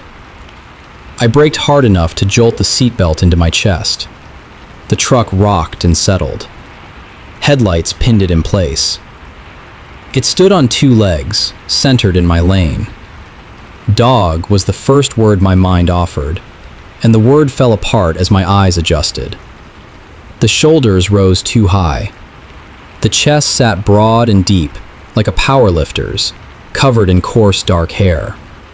The forearms hung long, ending in hands with thick fingers splayed on the sand, as if it had just pushed up from a crouch. Its head had the shape of a wolf, heavy at the jaw, ears pricked forward. Saliva shone on the muzzle. Its eyes reflected the light in a flat yellow glare, the way a deer's do, except these eyes held focus. It took one step toward my hood. Sand shifted under its weight with a slow, deliberate drag, like it chose the pace. My hands locked around the steering wheel. My mouth went dry. The cabin smelled like old coffee and rubber mats. I reached for the gear shift and bumped it into reverse. The engine revved. Tires spun a fraction, then caught. The truck backed up in a straight line, my eyes flicking between mirrors and the shape in front of me. The thing walked with me. It kept the same distance, centered in my headlights, matching the truck's speed as if we shared a tow rope. It lifted one hand and set it on the hood. Metal flexed with a dull pop. The truck still rolled backward. My foot shook on the pedal. The hood dipped slightly under the weight. The hand stayed there, fingers curved along the edge as if it tested the thickness. A low sound vibrated through the windshield. It came from deep in the chest, more like a growl pushed through a throat built for breathing hard. I felt it in my ribs. The hood creaked again. The hand slid an inch, leaving a streak of dirt and something wet. I turned the wheel and tried to angle the truck off the track. The left tires dropped into a rut. The rear swung. The truck rocked, caught, and stalled. Silence hit like a slap. No engine, no fan. Just the tiny tick of cooling metal. The thing leaned in. Its face filled the windshield. One ear twitched. Its eyes held mine with a steady, hard attention, like a person deciding whether to speak. Its breath fogged the glass in a patch the size of a dinner plate. My key sat in my hand. I twisted it. The starter clicked once, then ground. The battery sounded tired. The thing's lips pulled back. Teeth showed, thick and long, built for tearing. The gums looked dark and raw. A strand of saliva fell and smeared down the glass. I shoved the door handle and kicked the door open, half out of panic and half out of a plan to run into the woods and become a story for hunters. Cold air hit my face. The smell outside came sharp. Mud, pine, a sour animal stink layered over it. The thing moved. It dropped from the hood to the sand with a heavy thump, a blur in my peripheral vision. It landed low, then rose up beside my door, towering over the frame. Its shoulder sat higher than my window. I froze with one boot on the ground and one still on the floorboard, like a man stepping off a dock and suddenly seeing a snake in the water. Its hand came down on the door edge. The metal bent inward, easy as a soda can. The door sagged on its hinges, the window glass spiderwebbed. I pulled my leg back inside and slammed the door with both hands. The latch caught. The frame sat crooked now, leaving a thin gap at the top corner. The thing's nose pressed to that gap. It inhaled slow. Its eyes shifted toward the passenger seat where my bag sat, then toward the center console, then back to me. It understood the cabin. It understood the trap. I grabbed the flashlight from my cup holder and snapped it on. The beam hit its face. It blinked once, then lifted its head, gaze climbing over my roof toward the darkness ahead, like it heard something deeper in the woods. A second sound came, faint at first, a splash, then the slow creak of wood. Sutton Lake sat a mile beyond the next bend, Clay's boat ramp, the small dock. The thing turned its head farther, ears angling toward the water. Its posture changed. The shoulders eased, the mouth closed. The hand left my door and dropped to its side. It stepped away from my truck and walked off the road into the palmettos, sliding through the brush with a quiet, practiced ease. Branches bent and returned. Leaves trembled in its wake. I sat still, counting my breaths, waiting for the shape to circle back and appear in my side mirror. The woods stayed still. I tried the key again. The starter caught weakly. The engine coughed, then turned over. I felt the whole truck come alive around me like a friend waking up. I drove forward. The road ahead stayed empty. My hood carried a shallow dent with muddy handprints. My driver's side door rattled and whistled air through the bent corner. At the bend, I slowed, scanning both sides. My light swept the palmettos. The trees stood like columns. The brush held shadows that looked like standing bodies. I kept going. When the lake opened up, moonlight lay across the water in a long stripe. The dock sat to the left, a narrow walkway with a single post light. That light shone, steady and pale. Clay's John boat floated tied up, rocking gentle. Something stood at the end of the dock, half in the light. It faced the water with its back to me, tall, broad, the same slope of shoulders, arms hanging long. Head angled slightly as if it watched something beneath the surface. I eased the truck to a stop. The engine idled, loud in the open space. It turned its head over its shoulder. Moonlight caught the side of its face, the wet shine along the muzzle. Its eyes reflected again, flat yellow. It held my gaze, then looked back to the water. A ripple spread beside the dock, slow and wide, as if something heavy moved under the surface. The thing lifted one arm and pointed down, a single finger extended toward that ripple. Then it stepped off the dock. Boards creaked as it went. The dock swayed. It moved into the brush along the shoreline and vanished among the reeds and cypress knees. I sat there with my hands on the wheel, looking at the water, waiting for something to break the surface. The lake stayed smooth. The post light hummed. Insects gathered around it and spiraled. I turned the truck around and drove back the way I came, tires throwing sand, door frame whistling like a kettle. At the highway, my phone picked up signal again. Clay called twice. I let it ring. I drove all the way back to town and parked under the tire shop's light. I sat in the cab until the first edge of dawn showed behind the trees. The next day, I filed the hood dent as deer impact and ordered a new door. That evening, Clay texted me a photo from the dock. A set of tracks pressed into the soft mud at the shoreline, deep and clean.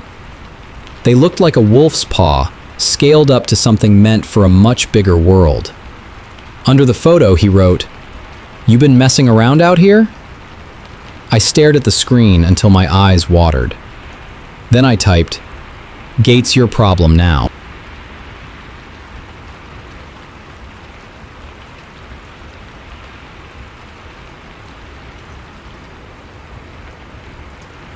I run a bread route for a distributor out of Fayetteville. 3 mornings a week, I leave the warehouse around 2:40 a.m., hit the same gas stations and diners, drop trays, swap empties, collect stale returns. The truck smells like yeast and cardboard.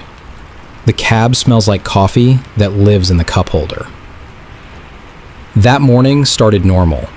I clocked in, grabbed my manifest, checked the liftgate, and pulled onto the highway with the dash lights low.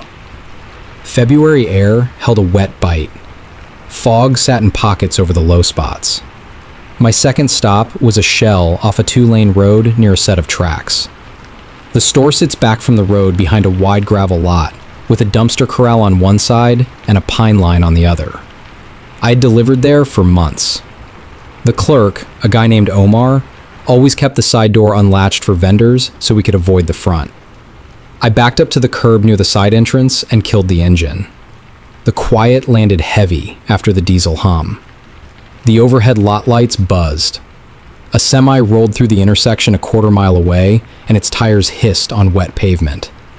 I dropped the liftgate and started pulling trays down. White bread, wheat, buns, the usual. The metal casters rattled as I rolled toward the door. Halfway across the lot, something moved near the pine line.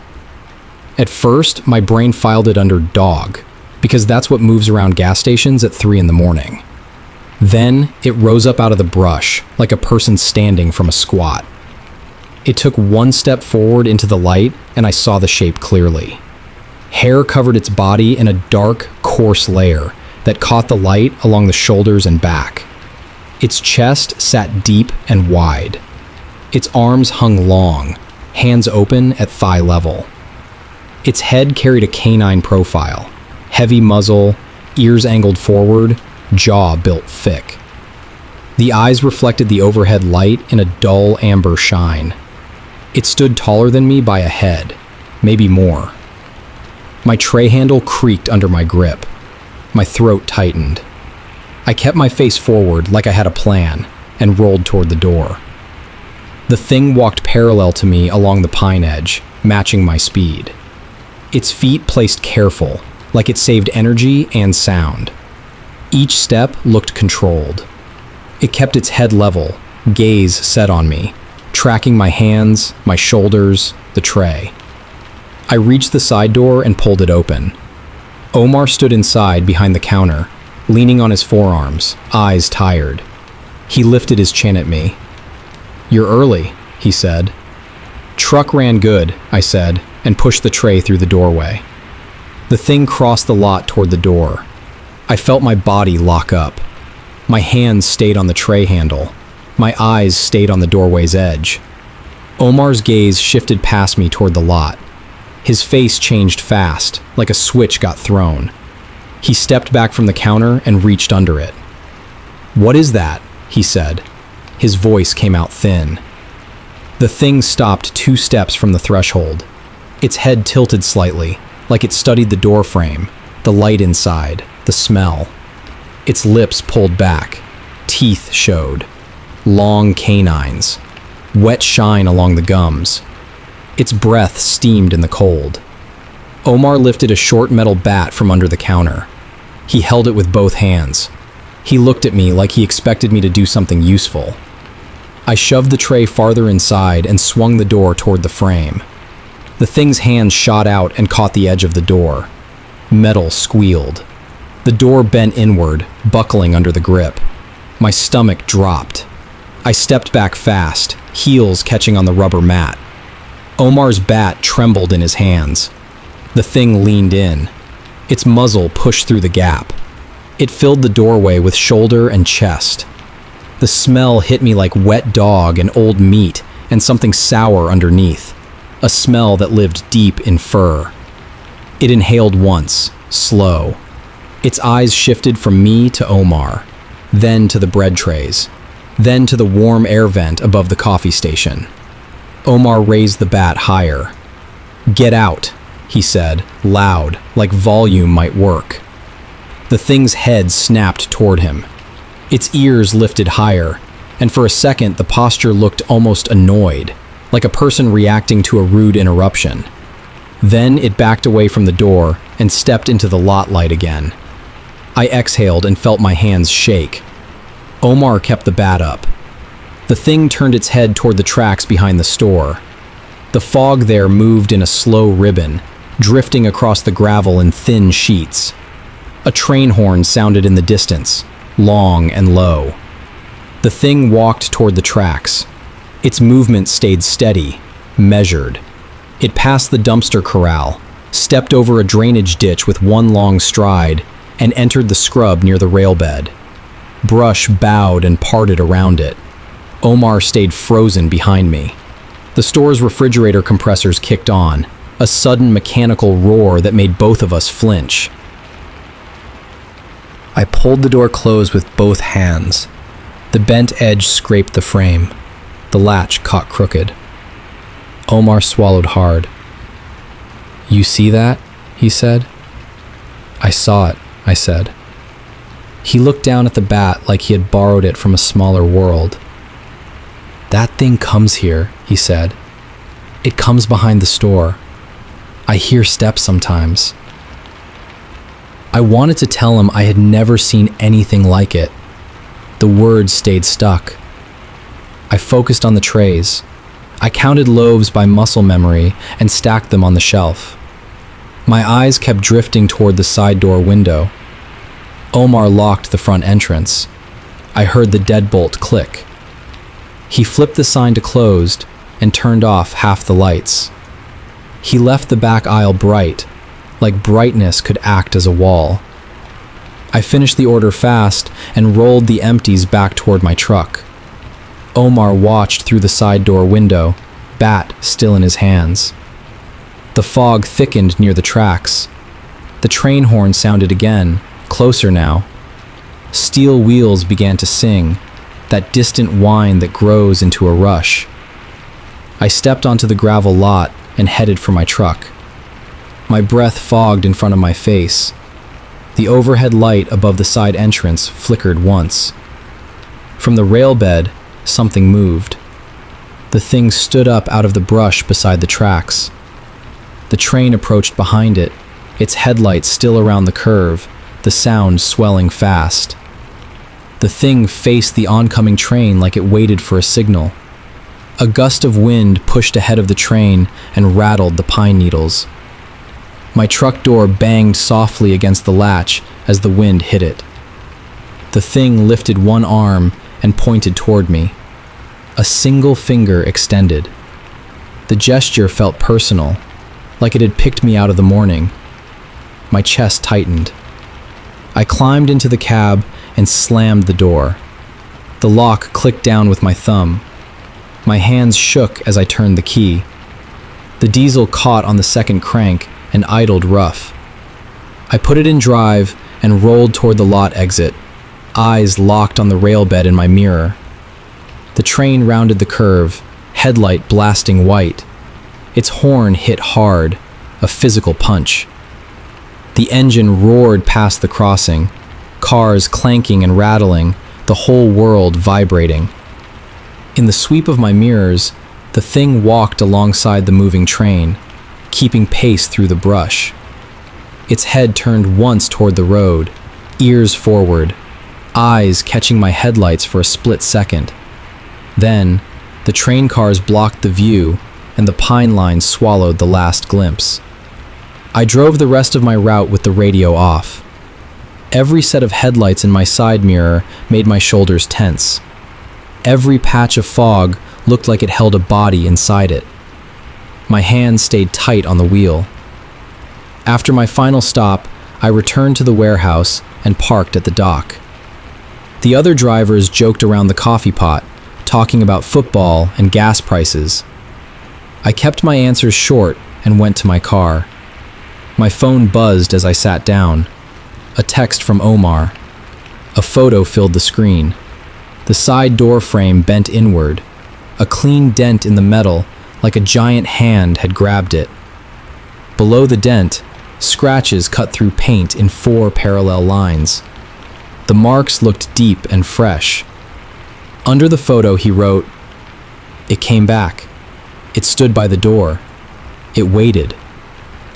I stared at the screen until my eyes started to burn. Then I typed, "Call the owner. Ask for cameras." Omar replied with one more photo. It showed the gravel behind the store near the pine line. A set of tracks pressed into the damp ground. Each print carried pads and claws, shaped like a wolf's paw, scaled huge. The stride between them looked long, confident, familiar with that path. I set the phone face down on the passenger seat and drove home with daylight rising behind the trees. That night, I lay in bed and listened to trucks on the highway. Every time a horn sounded, my skin tightened. My mind kept replaying that pointing finger, the way it chose me, the way it kept pace with the train like it belonged to the movement of heavy things. On my next route day, I took the longer highway route to Sutton Lake and kept my deliveries tight to the door under the lot lights. When I reached Omar's shell, the side entrance stayed chained shut. A handwritten sign hung on the glass. Vendors use front. Omar stood behind the counter with his shoulders hunched. His eyes looked raw, like he had slept in scraps. He slid my invoice across the counter and leaned in. "It watches the road," he said quietly. "It learns." He glanced toward the front windows. His voice stayed low. "You drive that same truck, same times, same stops." Outside, the morning fog lifted off the gravel in thin sheets. At the far edge of the lot, where the pines began, a tall shape stood among the trunks, half lit by the dawn. Its head angled toward the store, ears forward, posture calm and patient, like it had already built a schedule.